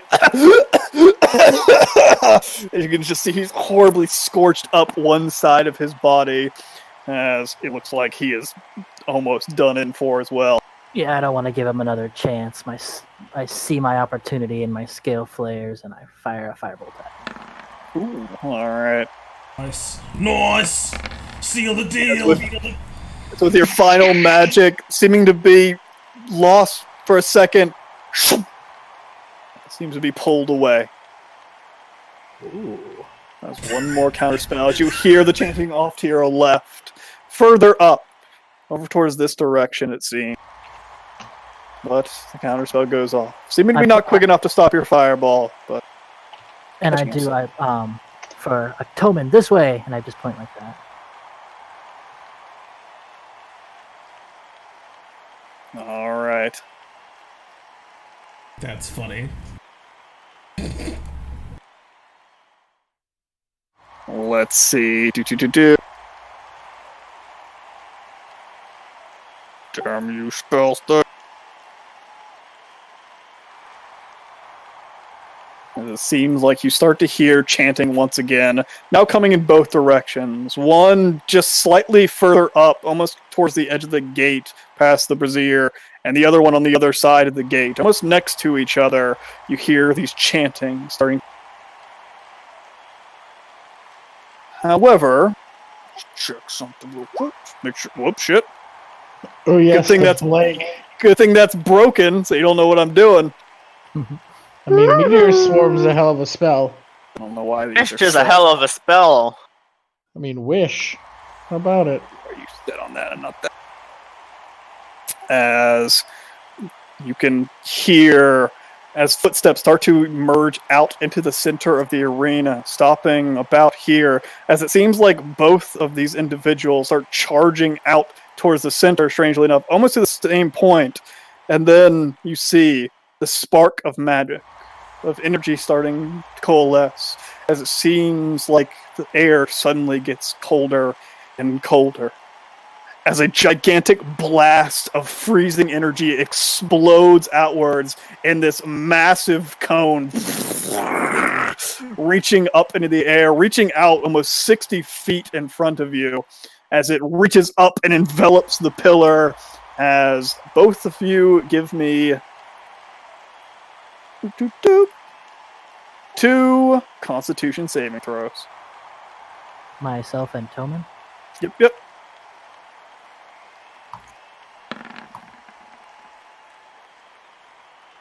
Ooh, Cinder making both the save. Winning. Omen, 2 con saves.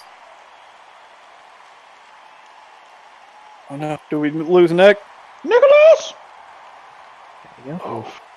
As Nicholas fails his 2 Yeah, we saving kinda throws. did. As the first blast explodes out for 41 damage, and the second blast for 36. These horrible torrents of winter exploding out in this cone of death. As you can hear, trying to hold yourself in the disbursement of the steps. One heading back towards the gate, one heading, sounds like up towards this pillar. Although it doesn't seem like they make it very far. See, they're using high-level spells. See, I have resistance to cold damage, I'm pretty sure. Yeah, from your sword, I believe. Then I'll use 2 second-level spells to just ignore an extra, like, 10 damage from both of those. So you take 5 damage. 21 and 18, reduced to 29. And Cinder, you just take the 20 and 18. Got it. Alright. Pegasus Man, Lannister. Tillman, you hold on to your magic. As Lannister continues his duel with this one gladiator out in the back. And the first slice, cutting deep into him, doing 20 damage. Second slice, doing 13 damage. Damn it! Well, thank you. Wait. If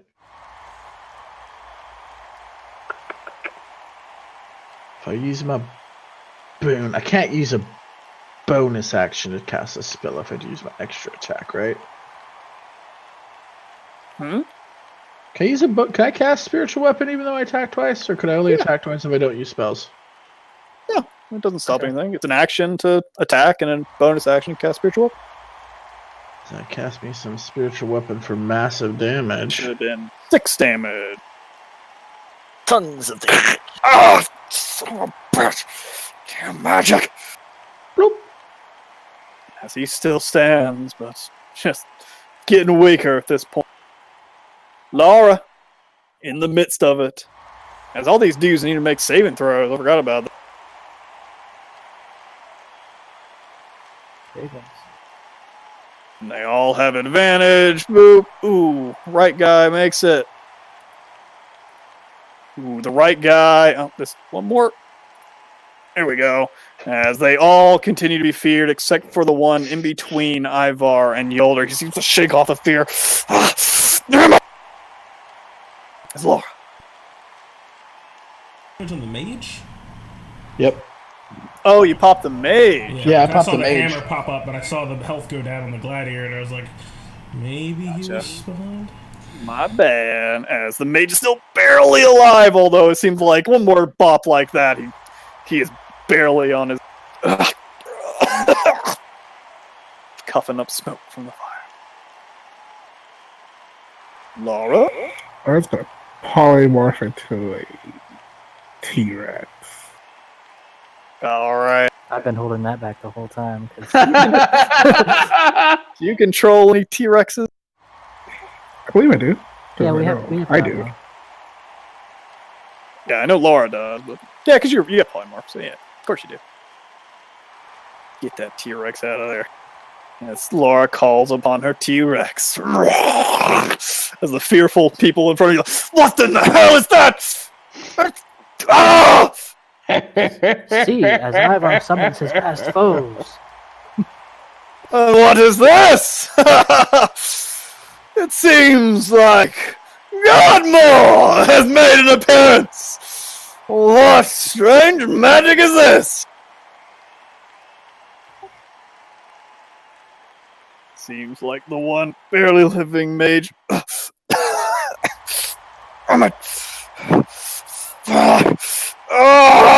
As he starts charging his way forward, as he pulls out a hand, laying himself up against. As I see What? him, like, kind of limping forward, just charred and all types of fucked up, can I like, say something to him? Sure.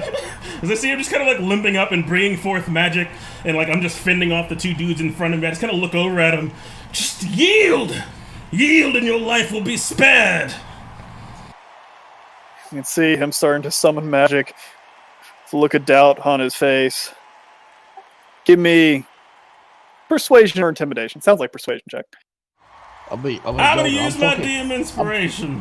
I'm gonna kill that guy anyway, Yoda. I don't care. No, leave that one alive as well, if you can.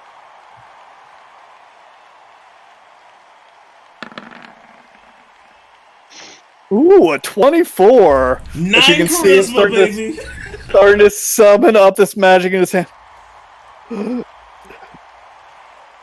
See, you can see him look up behind his shoulder, up in the stands, where you can see the mustached man standing at the edge with the VIP box. You can see with the keen eyes, even though there seems to be a pillar in the way, it almost seems like you see the slight flourish of hair. Looks back at you. I can't.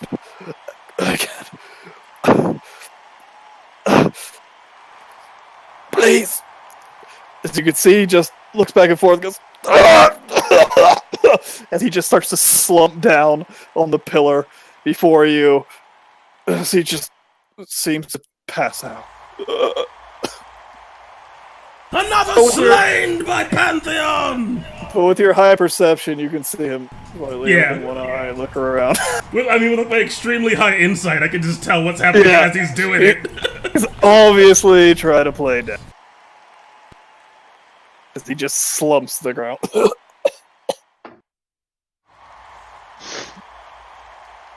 Alright, Yolder. You should go over and just bash his head in.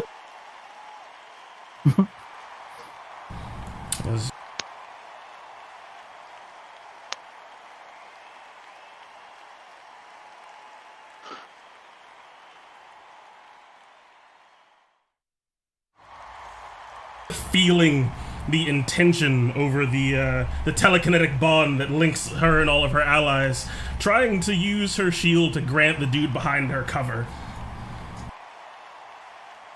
Mage. Alright. And seeing the dude in front of her, the hoplite that's not afraid, that tried to stab her, she's gonna just hold her action to cast Sacred Flame on him, waiting for him to lash out, hoping to pivot her body in just the right way to open up just one of the few weak points that she's built into her armor, allowing him to hit her in exchange, just trying to engulf him in flames, perhaps giving him disadvantage on the saving throw at the right moment. Alright, as you stand up in front of him, seeming to guard him with your shield and magic, you can see all the other individuals, mostly the one on the far side of Arvi, look at you. You can see doubt in his eyes for a second. Then you also see or hear something, and looking back over your shoulder, you can see the mustached man sitting there, looking down the arena, as a man behind him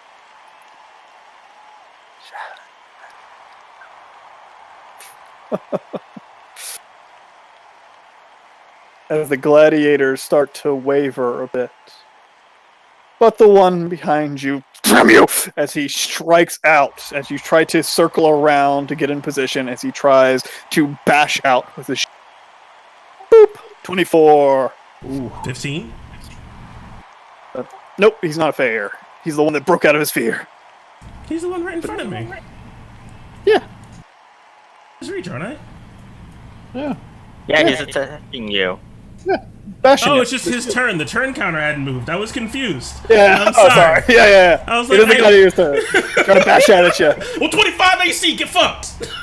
You just barely deflected as he tries to stab out twice with his spear. That's just deflecting away. I mean, doubt in his eyes as well.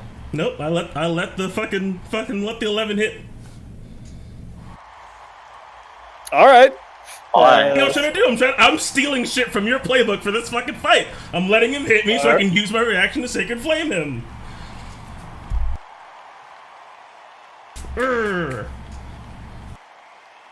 That's a touch too much. It does not let you cast spells as a reaction. I was holding my action to cast a spell. Oh, okay. That's what I did. Hold your action. As he stabs into you. What spell, huh? Taking the 14 as you find your chance as the spear digs into your side as you're able to hold it as he tries to pull it back. And go across the spear onto him. trying to hopefully like maybe give him just disadvantage or something. All right. Give me a athletics check. As the spear digs into you. It's hard to do with only one hand casting magic. It's not like you have a free hand, so you're trying to like wedge your shield up into the blade inside of yourself. It's already fucking hurts to do so, but you're trying to wedge it in. I do have a free hand. Huh? I have a free hand. You're casting with one hand, you got a shield in the other. Oh, I see what you're saying. Okay, gotcha. So you're like wedging the spear up with your shield arm and trying to cast magic into it, but he's able to pull away from you. Not quite getting you the advantage that you're hoping for, but he is. Let's see. Boop. Ooh! As he aptly dodges away out of the flames as it just splashes right behind Ivar's horse. Damn. Fucking bitch. Ah! Pantheon, smite this insolent cur! Wow, that's a change of, man. Not so meek after all, are you? Who's bossing who? Dang. Totally say it in like a helpless kind of way. Oh no, Pantheon, smite the cur, please. Oh no, he's bullying me, Pantheon. Hey. With many of these men taking damage, their nose starting to bleed from the presence of Ivar and the aura that strikes out of their mind. As they all take 9 more damage. As attacks ring out. Shield bashes against you. With disadvantage, 10, 17, not gonna do it. Spears, all with disadvantage. Not gonna do it. The one on the ground that's barely alive just tries to disengage away from you, just throwing a shield up to try to defend himself as he starts to walk away, putting an arm up against the pillar. Fuck!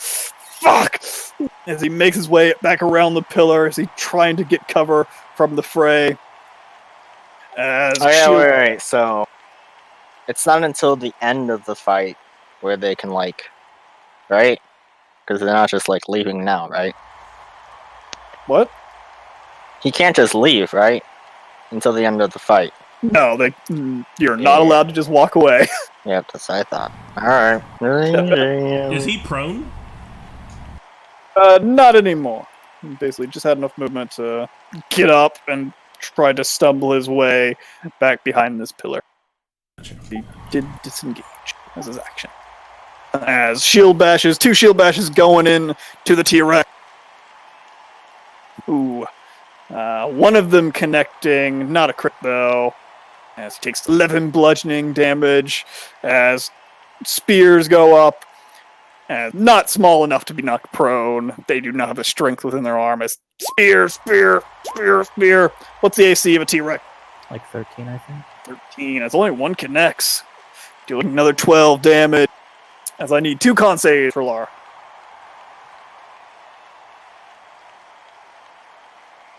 The con saves? Yeah, concentration checks.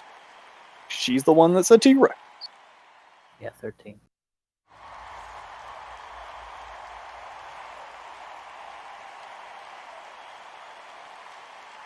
And then a bash out at the horse behind you. As she makes her saves. A shield bash at horse, not gonna do it. 2 spears with disadvantage, not gonna. The one behind you, Ivar, still trying to fight. As got 3 attacks coming at you, Lannister. Shield bash. Whoops, didn't mean to click that twice. 14, not gonna do it. Ooh, 2 24s. Able to fend them off, although the strikes are precise and strong, but your armor, your prowess will not allow you to fall here. As it's the end of them, as they all need to make their saves. Boop, boop. Nope, boop, boop. Nope, boop, boop. Boop, boop. Boop, boop. The one in front of the T-Rex actually shakes his fear. The digging his blade into this fiend, cutting into flesh, strangely giving him some more resolve to finally cut something. Finding his stern grit again. And Toman. So those Coda codes that hit me, was I able to, like, see their origin points? It seemed like both of them emerged from about here, but once the spell subsided, you could hear the footprints running off in 2 different directions. Not quite sure exactly how far they went, but it sounded like they were going this way and that way. And the way I pointed was like this. We'll go right here first, and then right here. Try to use my hasten action to like. As you search bump into them right here. Oh, Ah, damn it! Yeah, please. Bitch, you gonna take that? Wait, did he just call you a little bitch? He called him a little piece of shit. All right. What?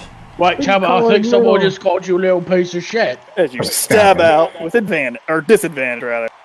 13, not going to connect. You can feel you connect with something, but it almost seems like your blade bounces off. Wait. Nope, never mind. Yeah, too far away. The second one will connect as you stab up into something. As you draw your blade back, you can see blood. Why are these tokens fucked up? Damn it. I keep losing the option for me to be able to interact with them for some. Oh no, it's just roll 20. Oh no, I just made 100 copies and they're not showing up. They're all gonna pop up in a Oh second. no. Oh no. Oh, jeez. What have I done? I mean, that's just more XP for us, right? I'm just drag another guy in here. Sorry about this. Stack them up and AoE them down. Roll 20 has limitations. This guy had 21. Like all mortal. I'm Get sorry, 100 counter spells. Nope, it didn't work.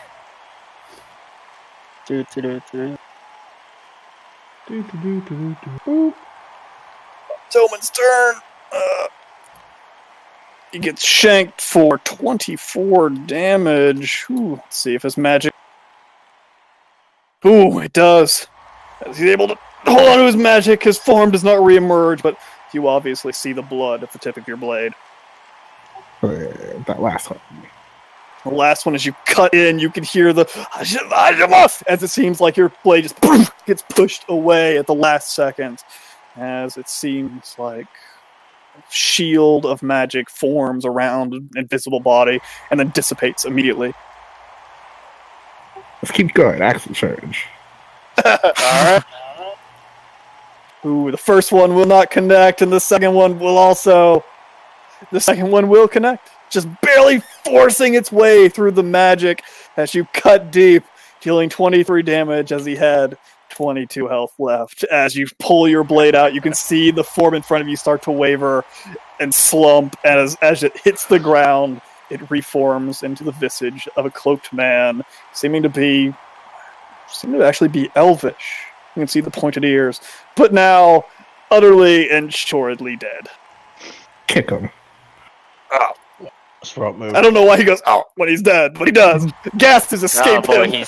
he's feigning Yeah, he death still- he like still the had other some- guy. He still had some breath in his lungs. And then I guess I kind of didn't use like all 70 of my movement, trying to like go somewhere. No, you gotta minesweeper your way over there. Just step diagonally. As you Don't take charge the in guy that out. direction- Don't kill him. I need him. Don't do You it. charge in that direction, you don't see anyone until you turn the corner and you see this guy slumped up against the pillar with just this horrible gash across his chest. The studded leather's just been split open and he's just pouring blood. Fuck! No! He tries to like Same get back to guy. his feet. Oh, Do- that Ivar is do you need asking you help? to not kill. That Ivar is asking you to not kill because he wants to I make an said if he needed example. help. And I asked him if he wanted help. help him. Okay, I don't help him. Alright, Ivar. Yeah, looking at his limping form, I feeling power once again. Ivar, I guess very rarely or in a long time, he sort of smiles under his helmet as he looks back down long lost blade. He talks to it again. Just a little bit though. As he turns his attention to the one that snapped out. I will hack. I will chop. Oh fuck. Ooh. Doing 25 and There you go. Oh wait, no, that's one too many. That's what too many. Oh god. 25 and 25 and 21 and yeah, with the burst of the smites, his body's as you can see the light just pierce up into his arm and just as the second cut just cuts across his chest as the light seems to peer into him as the top part of his body right across right below his neck just splits open as light pours out as he just collapses to the ground. His body, the upper part of his torso almost completely separated from his body as he falls dead. Yeah, just mentally saying that to the blade. Such wonderful showing! Oh, but what is this? It seems like we have a few that are not so motivated. Well, that won't do. As you I can kick see, this guy to the noise. yeah, Reaction. Black, get fucked. So bludgeoning. Boop. Ah.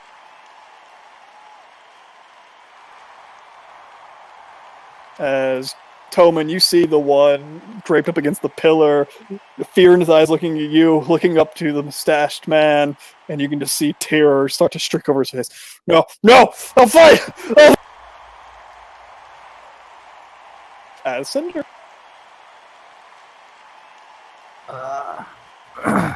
Just peering over to where Toman was walking, watching carefully to see where I think that this other mage might be hiding. While I'm searching and watching for my bonus action, my scale sort of flares dimly as I create a 3rd level spell slot and cast another fireball over there, trying to uncover his whereabouts. Alright. Yes. Yes, burn Toman. Burn Toman alive. Something like that. Alright. Whether or not Fireball. the crowd gets burned, I do not care. The fireball explodes. You hear the crowd once again, this shout of fear and excitement, but you do not hear the grunt of pain. You don't see the emerging of a dead body within the fumes of the fire. It seems like this one missed. Had a feeling. I just kind of squint my eyes and watch for movement. That's my job. Alright. As Cinder, you hear footsteps. As it seems like they are fleeing away from Toman now, moving towards the edge. Hi, wait.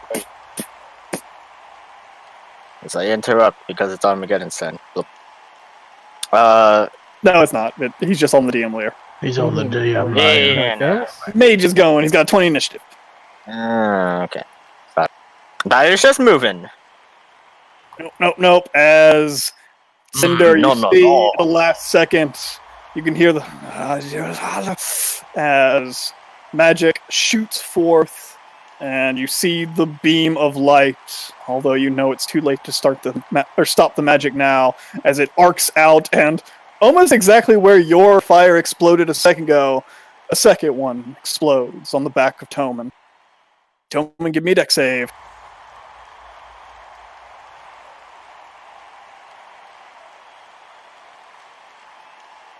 Where did I hear it? You said away from Toman towards the wall? As Toman, you take half of 33. It seems like he almost was right next to Toman and started to flee this away. And then the beam shot out and exploded over here, catching Toman's back. Like before, I'm going to try and point it out to Toman if he But Toman able to dodge most of the damage. As it is Pegasus' turn. Okay. So I heard the guy crying out, right? I'm assuming that he was really loud. Yeah, you heard the "I'll fight! I'll fight!" He was obviously trying to say it with as loud as he could.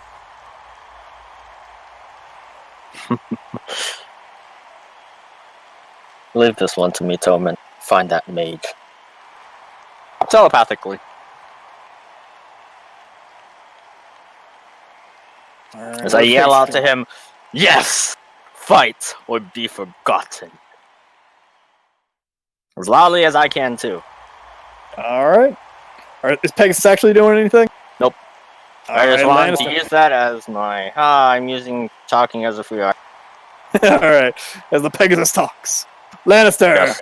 continuing your duel. I'm not serious about you here, but you could bet a great bronze hand. So I'll swing at him. I'll certainly connect. Nasty blow, doing 23 damage. Seems like another one like that. Put him down. Who Damn it! seems like the duel on the southern side of the arena. Strange strokes of luck. Not sure what it is. Lannister, it almost seems like you've stood on battlefields before. You've stood in arenas before. You've fought for your own valor in the name of your god. But for some reason, you don't get that your god is pushing you ever forward. It almost seems like the one ever present behind your back has her eyes somewhere else. You son of a bitch. Is I'll use my bonus action. Bonus action strikes out, and with that, thanks for the magic of your sword, the cut not quite deep enough, but the flames, the radiant energy strikes through him and cuts him down. Ah! As he collapses.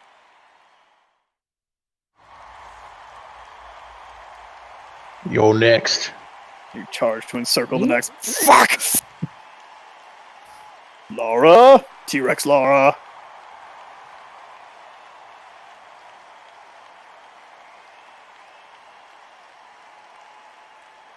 Nick, that's you. I believe in you, T-Rex Laura. Oh no, is Nick gone? Nicholas! Bite. Tail. I'm gonna roll it. That would make sense. So as the T-Rex bites down on the man, 15 to connect as this man is able to put his shield up as the T-Rex What? seems to get his jaw stuck on the shield itself, tries to wrench it free, pulling the man up into the air, but eventually he wiggles free and drops to the ground as the T-Rex tail whips out to the creature behind it. Don't have me roll anything, as it also misses, crushing up against the pillar as he's able to dodge. Poor Laura. As the mage next to you, Yolder, you can feel him stir. Fuck. I'll pay you anything. Just get me out of here.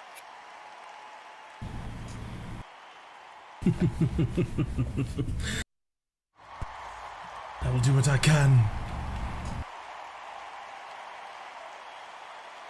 Let me check something real quick. Let me hear it. Here's All right, Yolder. I want to be evil in front of you. All right, Yolder.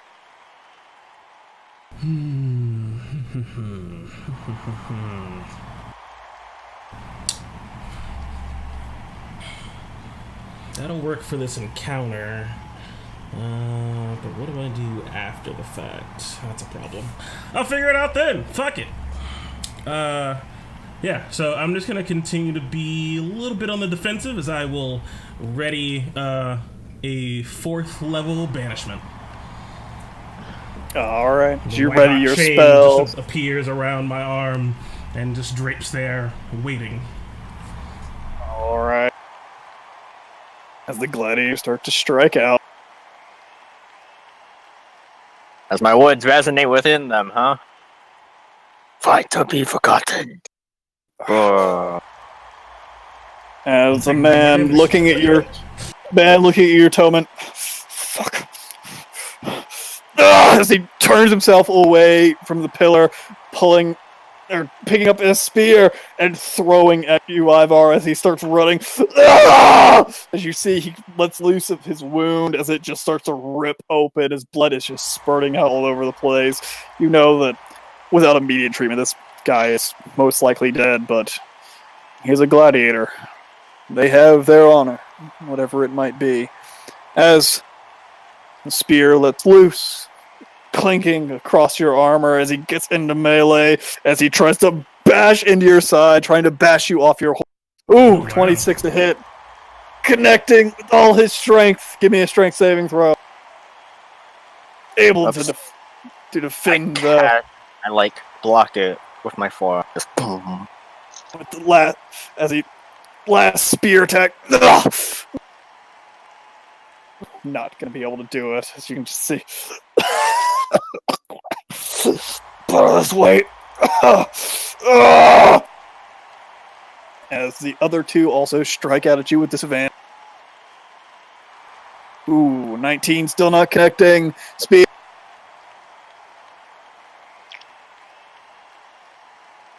It's 22 and 21. I don't know why you have 12 AC right now. I'm assuming that means 21 AC. I'm looking at the horse. I'm looking at the horse. The That's horse two is of weird. them The token still hasn't. And I need to fix the token. It's two weapons. Stab up into you. You're being pincushioned over and over again, but you're not falling. And again, the onslaught on the T-Rex, trying to kill this fucking beast. As disadvantage attacks from behind. One connecting in the back. As the one in front also, without disadvantage. Ooh, connecting. As those all will connect. Give me con saves to see if any of those transfer over to... Give me 4 con save.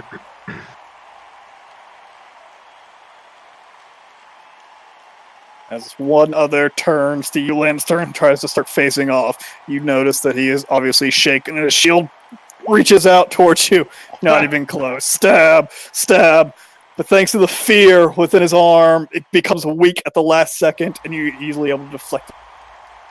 You should have done that. Toman's AFK again, fuck. No, I'm not. Roll your con saves for Laura. Need She's 4 con got several saves. kind of saves. She's concentrating.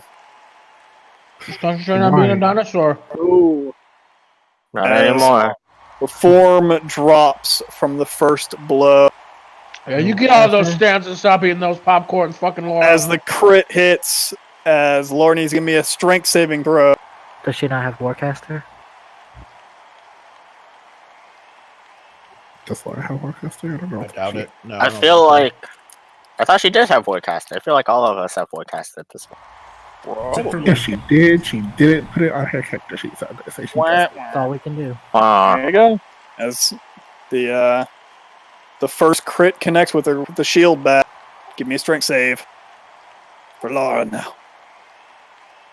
She makes her save, but she does still take the still takes the 15 bludgeoning damage, and then the 21 still connects, I believe. Yep, and she takes 13 overall, taking 28 damage.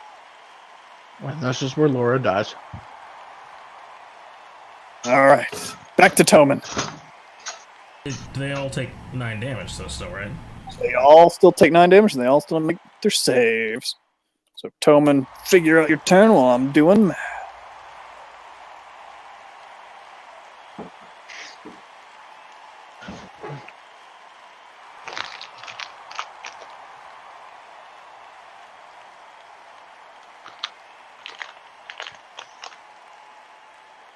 Ooh, 2 of Hey, them break 19s. another fair. Yes, The one, fuck, the to one be in front of forgotten. you, Ivar, and the one in front of Lannister break out of the...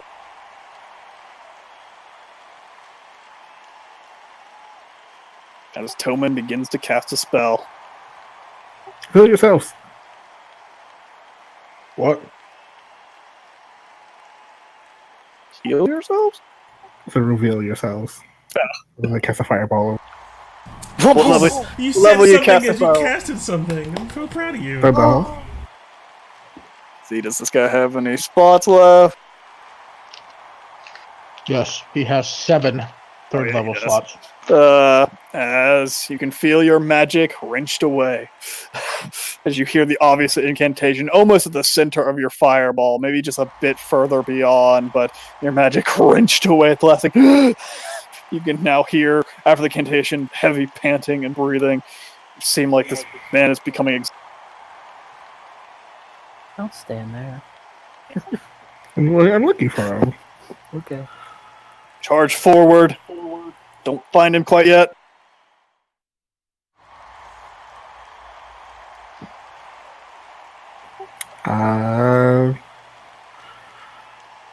Sure, I'll run back since I know Cinder's crazy. It's gonna happen anyway. Might as well not stand there. Alright. Maestro. Tries to cast a spell.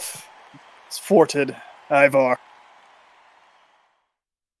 Then back to talking to the blade. Oh heck, I will chop. I will cleave! As I attack this guy. Attack off to your left. Easily connecting. Doing 24 damage. Ah! Oh, you have advantage. Hang on, let's see. Nope. Yeah. Oh, Man, you got advantage on all these dudes because you're taller than them as you do Yep. 30 damage to... Ah! 2 mighty cuts, but... oh heck. And Oh, chop. barely in... I will cleave! I will sunder the belt of their forms! Do you like that? I hope you do. Good old boy. Did until you did that shit at the end. Alright. Telepathically communicating to the player. Trying to show him what I'm all about. Nice. Alright, Cinder. Wait, as the hoist reaction hooves in. Yeah, get that hoof. Hoofs! Ooh. First time Was the it- horse swings out, the men around him finally expecting it and able to dodge. Okay, that's... Alright, Okay. Cinder. I just realized the really fun cheese would have been to put a wall right down that line because they have no movement speed when they're feared. They would have just sat inside my wall. Yeah, they would have. But Toman creating the opening I needed, and I hear him, the mage, using his reaction to try and keep the flames off of him. Cast one of my own. Alright, and this time, without any magic to defend himself. Well, he can't defend himself. It seems like you hear the shuffle of sand at the last second, but it is not enough. As you can just see, as the fire disperses, there's just a burning corpse lying on the ground.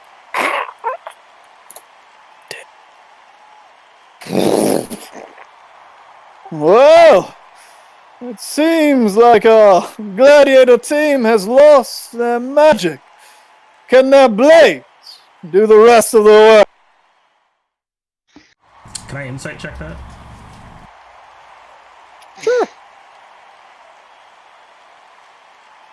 The lie detector proved that that was a lie. Seems like he's just giving commentary. All right, just trying to see if he really means what he says what he means. All right, cool. I'm watching him. Just seems like he's giving commentary for the crowd. Lannister, back into another duel, finding another victim on the field. The first cut is clean for 30 damage. The second one is also clean for 17. Ah! Fucking dwarf!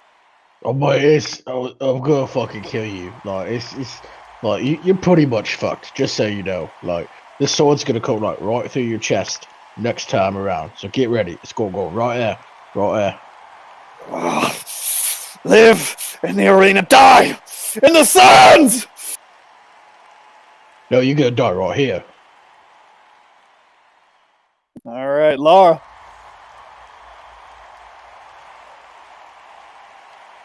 That's you, Nick.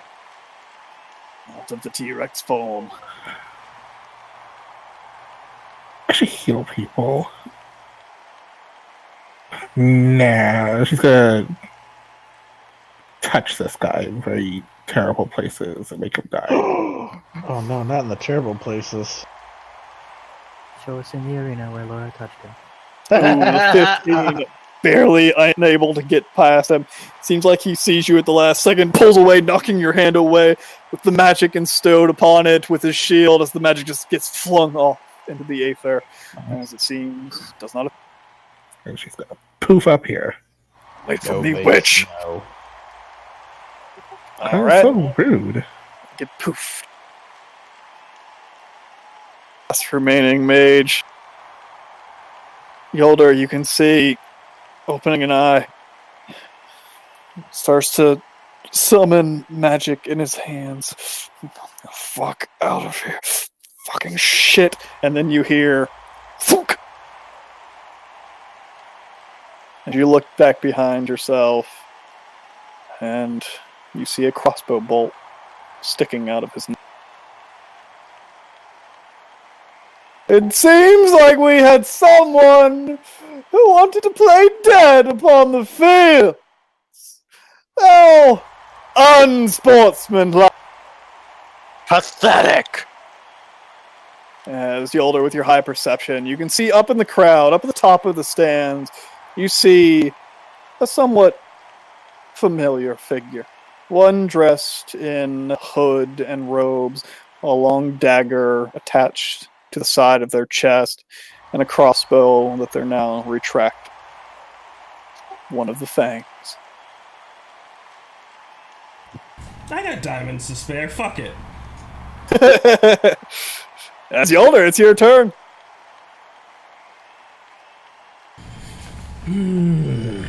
Alright. I'm just gonna coil the chain back up into my arm, and it just forms into a ball of anger and frustration, and that turns into a little hammer. And then I chuck that little hammer, as I'm gonna use one of my Staff of Radiance charges to Guiding Bolt. Oh yeah. Who you shooting? Who's Lannister fighting with? Yeah. I'll Guiding Bolt him in the back. Alright, looking around the backside of the horse and streaking out your magic, easily connecting. Give me that damage. 11 damage as Lannister. It seems like light just starts to pour out behind his. Ah! Fuck! As you can see, the cracks in his armor start to glow, the wounds starting to be illuminated, all the little weaknesses. I told you, right there. Right there. Anything else, Yolda? He's an object now, right? He is a corpse. Alright, I'll use my object interaction to go ahead and just, like, fucking grab him. Look at him. And just pivot him up against. Just pulling him back around out of sight from the crowd a little bit. At least out from the, looks like the line of sight where that crossbow came from. Whoop, that's not, nope. As the gladiators begin to move again. Bone and blood! Death in the sand! Bone and blood! Death in the sand! As they all seem to chant this strange mantra as they try to strike out. Ivar, the four of them surrounding you now, striking out. Even the one that seems to be barely alive seems to be getting a second wind with a strange chant. The morale strangely improved. Disadvantage. Disadvantage. And then two normal. None of them connecting. And then 8 spears coming your way. The first 4 with disadvantage. Not even close. And then 4 normal. Ooh, the heavily injured man. The one that you called back to fight, striking true with his. Doing 14 damage after 7. The other attack. I don't take crits, so it's 7 half to 4. There you go. As the spear just bites into my armor, and I just look at them. As I just like, look at your noble courage. Now learn to spare. As my eyes just burn into the one that hit me. This guy. Alright. As you have a thing, don't you? What thing? Don't Conquest Paladins have a thing to make people take damage when they get hit? Oh yeah, they do. I don't think you've ever used. Divinity. I keep forgetting. No. No, it's just a thing. When they're afraid, they take like. Nah, scornful. These guys should have been dead 5 times over. You've had this. You you've should had have been dead this- 5 you've had times this over. 3 levels now, so Yeah. whatever. The first time your magic starts to bear fruit. Do you wish to use it on this guy? Nope. As you stare, As I just Holy shit. I saw it the other day. I was like, I don't know if Peter's ever used this. I keep forgetting that I have this. Just a damage shield hits all You the just- time. What the fuck, Peter? Yeah, I keep forgetting that I have this. Oh man, What how the many fuck? times have I been hit? And I That's a remember- lot of damage. A lot of fucking dude. Take your auto damage. Jesus. That's just D&D, that's just everybody. always on. D&D. That's just always on, right? Yeah, it's always yeah. on. Every time he gets hit, not even first time or anything. Every single hit. So like 5 you damage just to you've them every left time. like Bam, bam, you've bam. left like 250 damage on this battle. Yep. It's fine. But as this guy retracts his spear, as you bear your just sight into his face, you just see him. No. Ah! As his nose just starts to bleed heavily, as he just grabs onto his gut. Fuck. Fuck. As he just falls backward and hits the sand, dead. Just how much damage was this guy supposed to do? I mean, to be fair, these guys do miss a lot. Yeah, they haven't hit you a whole ton. I'm sure they've taken some damage, but we'll do it from now on because I don't know which one's He's hit. only been hit like 4 or 5 times, I think. Just misses Yeah. after misses. Some of them are already dead, so it's fine. Moving on. As 2 of them start to strike out at... No, they're still going after Ivar. It's another one going after Pantheon, the head of this whole charade, trying to take you down. Shield, is connecting as he crunches into you and... Oh, fuck! As he takes the damage. As he strikes into you twice more. Give me a strength save. That calls my character. God damn it. Oh no! I meant double click. There you go. I got you. You made it. It's 2 strikes. Strength. Ah! Ooh, the second one connecting and the pain striking up his arm. Strange resonance eking through him, but he does connect again for another 4. As the duel starting anew with Lannister. Shield bash. No. Spear. Ah!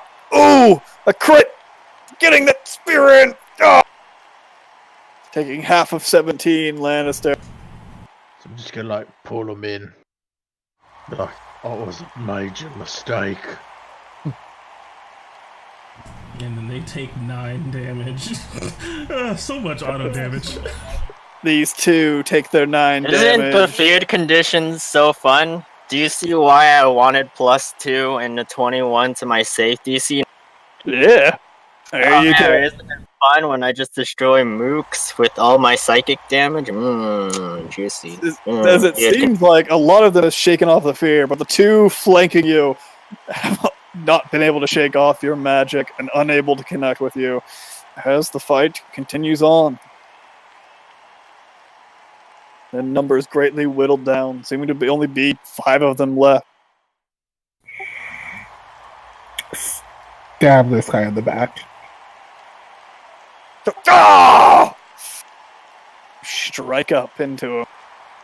Ooh, dealing 32 damage. Still barely alive. Oh, fuck!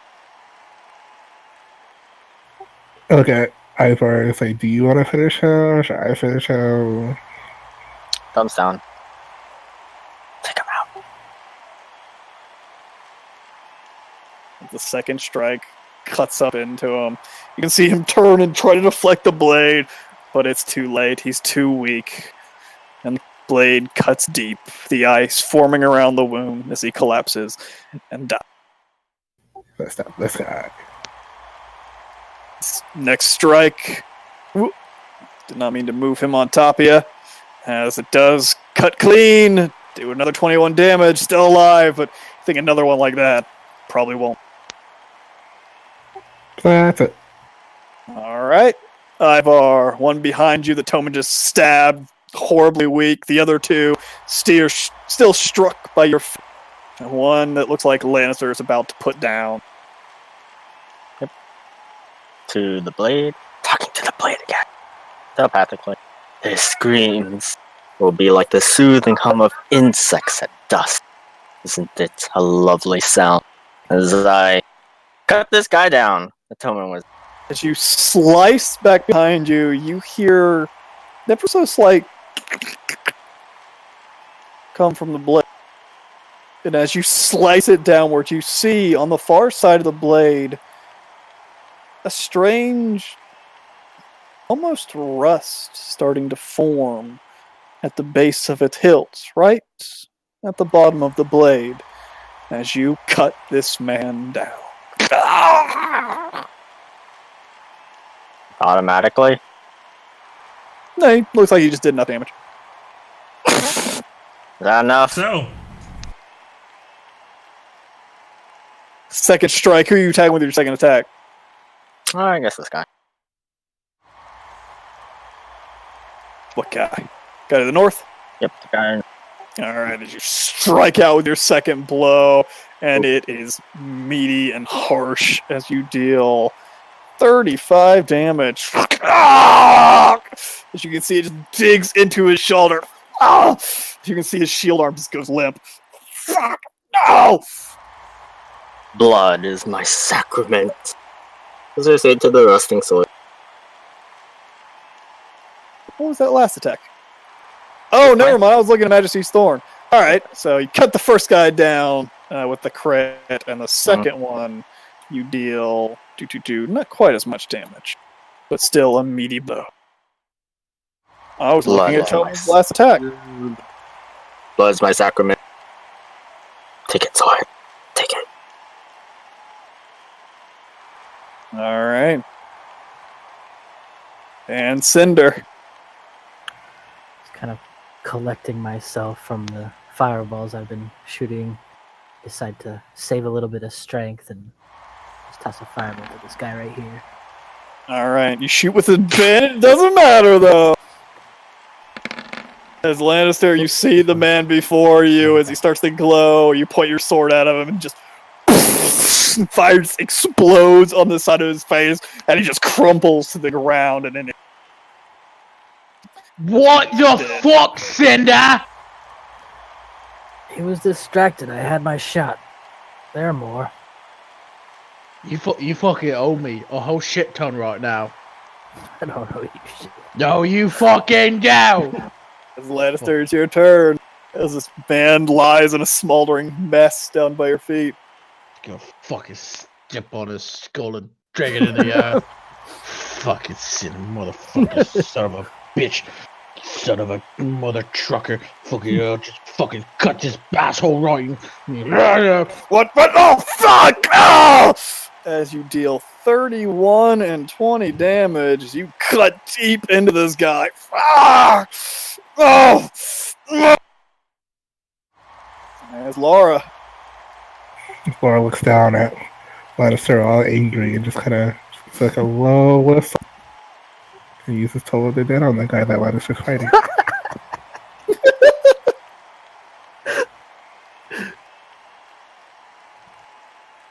Ooh! No! He just screams up at Laura as it seemed like the magic is washed away with the scream out in the middle of the arena as he resists the effect. So close. So far away. That's it for now. Yolder.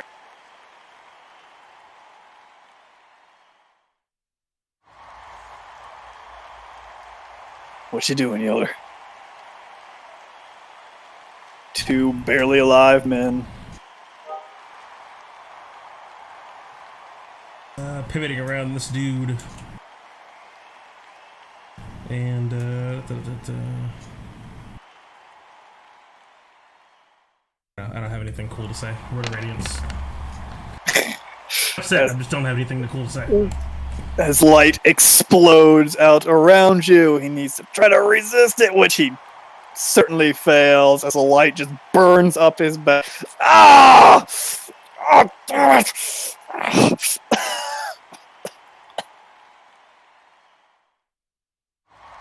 Oh no, And it's God on. hit the back button. God hit the back button. I hit the back button. I clicked the Oh, next button disappeared. too fast. Oh, all the cameras died on me though. Yeah, you're just gone, my dude. Yeah.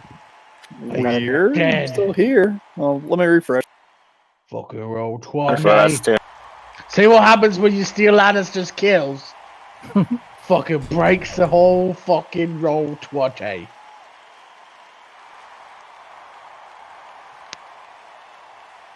Alright, up. Takes a little bit for it to reload. As these two men, those that see them can see they're so terribly wounded that their eyes have almost lost all hope, as with their fear, they just meagerly try to strike out. As their last dying breaths, they just try whatever they can. Their spears and shields slamming out, not in any real particular target, just trying to connect with anything. As Ivar, shield comes in your direction, not gonna do it. 2 spears. The fear striking them, not enough. The other turning to Lannister, shield, spears. As the last spurt of effort from this individual is almost inspiring, but there's still the shake within his spear, still the waver of his skill, and it's just not enough. As It's the Toman horse. He's pretty terrifying. Hello, sir. stab up into this guy's guts What the fuck? Why is everybody?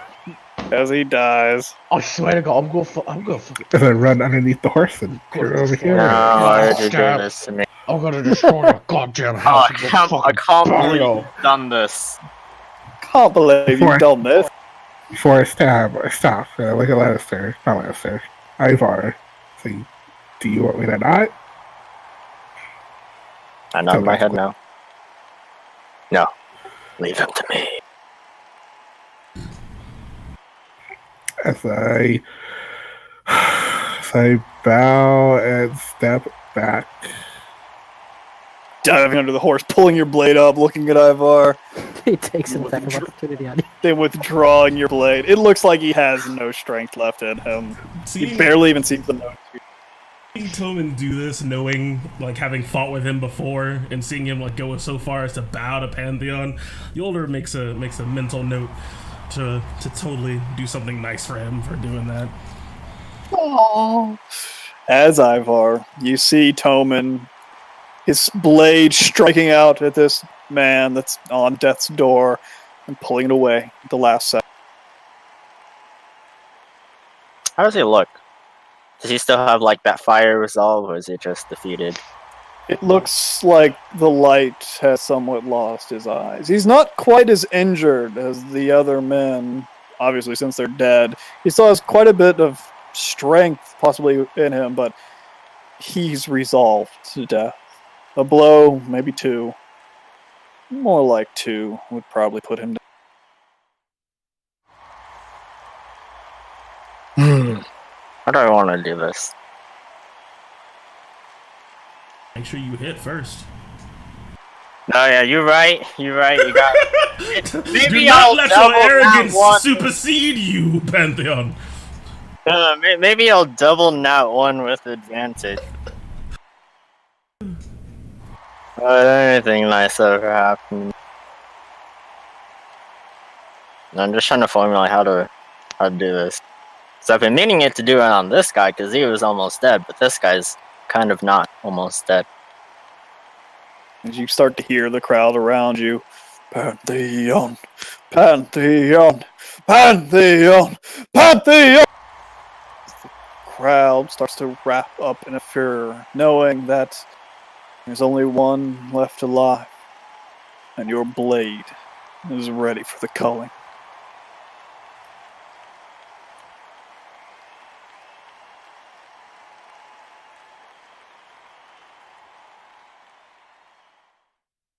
Have you the will to fight? As I sort of like droop my blade down, looking at the man. Looks I up say that at out loud. I say that as loud as I can. looks Try to up at you. attract the attention. Looks down at the spear within his hand. The blood is soaking his right arm. Bone and blood. Death in the sand! Come! Oh, just not worthy. As I coo him. Bleh. As the first strike, just barely able to get past his defenses. He raises his shield at the last second, crunches it away as you cut deep into him, doing 25 damage. No, 35 damage. As he is barely alive. You see, he just throws up just a mess of blood onto the ground. But he's about to fall, and he takes one step and holds himself up. Bone and blood, death in the sand. So he just looks up at you with fire in his eyes now.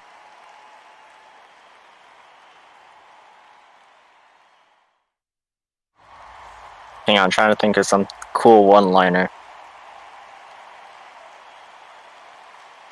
Hasta la vista.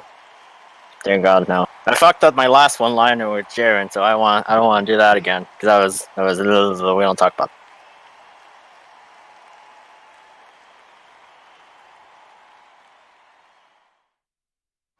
Pantheon! Pantheon! Pantheon!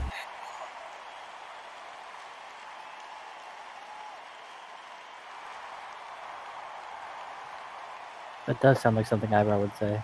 Yeah, it is. Just silence washes over the crowd. As I look towards the blade, seeing that it's slightly starting to rust. This is my gift to you. As I take off his head, one blow, trying to do it as mercifully as I can. Give me that attack. Oh boy, here we go, doubling at once, baby. Easily enough. Only one that Blade. one. Blade comes striking forth, cutting into his neck, and it's clean. Shunk! As his head rolls from his body, and you just hear "Ah!" from the crowd as the cheering erupts, as you hear the clapping.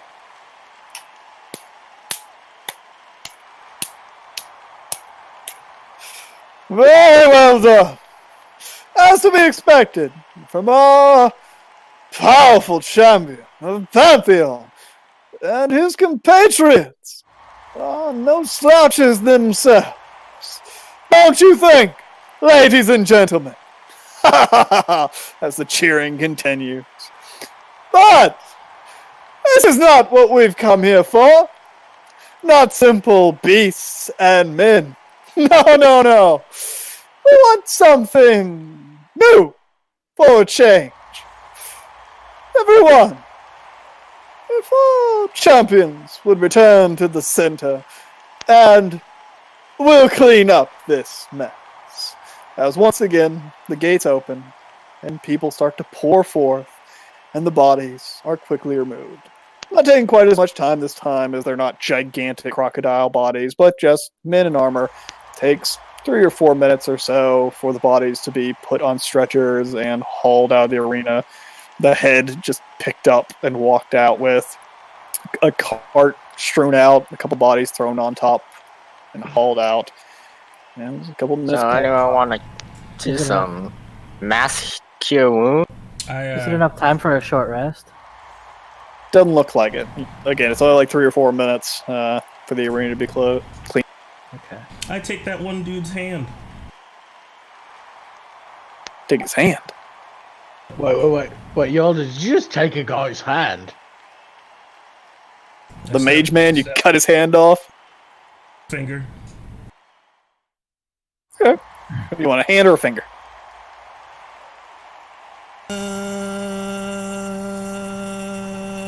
Finger's fine. All right. That spell description. All right. Easily enough. The crowd doesn't really seem to keep, give you any mind. People taking trophies within the arena seems perfectly normal. It's a little bit of a gruesome act for you, but you know what purpose. Thank you. Hey, they're still in black armor. Oh yeah. As the body is whole. Brutality.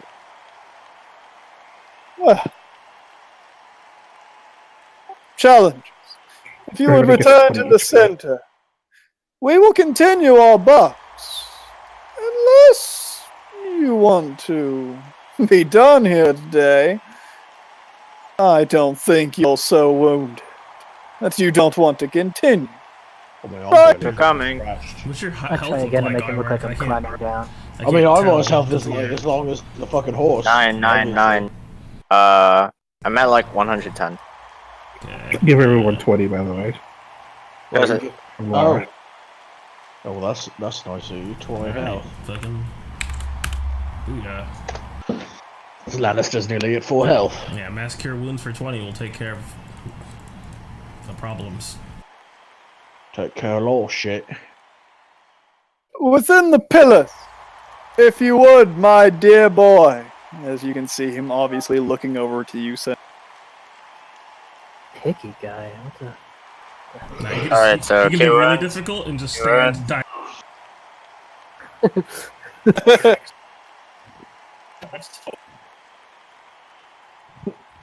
Wonderful. You earns anyone? What? Now, You already got mass cure wounds on you, man. You Yeah, want I'm another still at 20? 110. 20 on you. You put 20 on you. Yeah, I did. I did put 20. I was How'd at you go 90. from 101? Oh, so you spent I was at more. 90. Well, maybe if you use your psychic damage.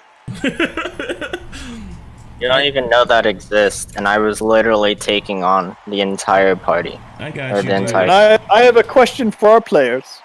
It has gone to 10 o'clock at night.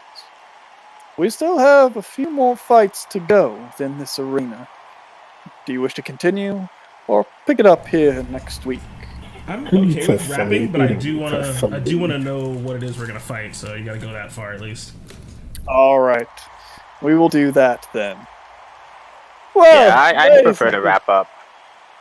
Let us move on to our next event. The third of our scheduled 4 fights this evening. Something a little bit different, you see. We've had even footing before. But what of a handicap? Make things a little bit, well, amusing. Coming from 2 different places. One, the steel from the iron wall, built sturdy and strong. And 2, the machinations of such talents from Frolanza, created by the Guild of Tinkers, formed through living metal. Here we see one. Well, a challenge of such dire circumstance. For I'm sure you've heard of shooting fish within a barrel.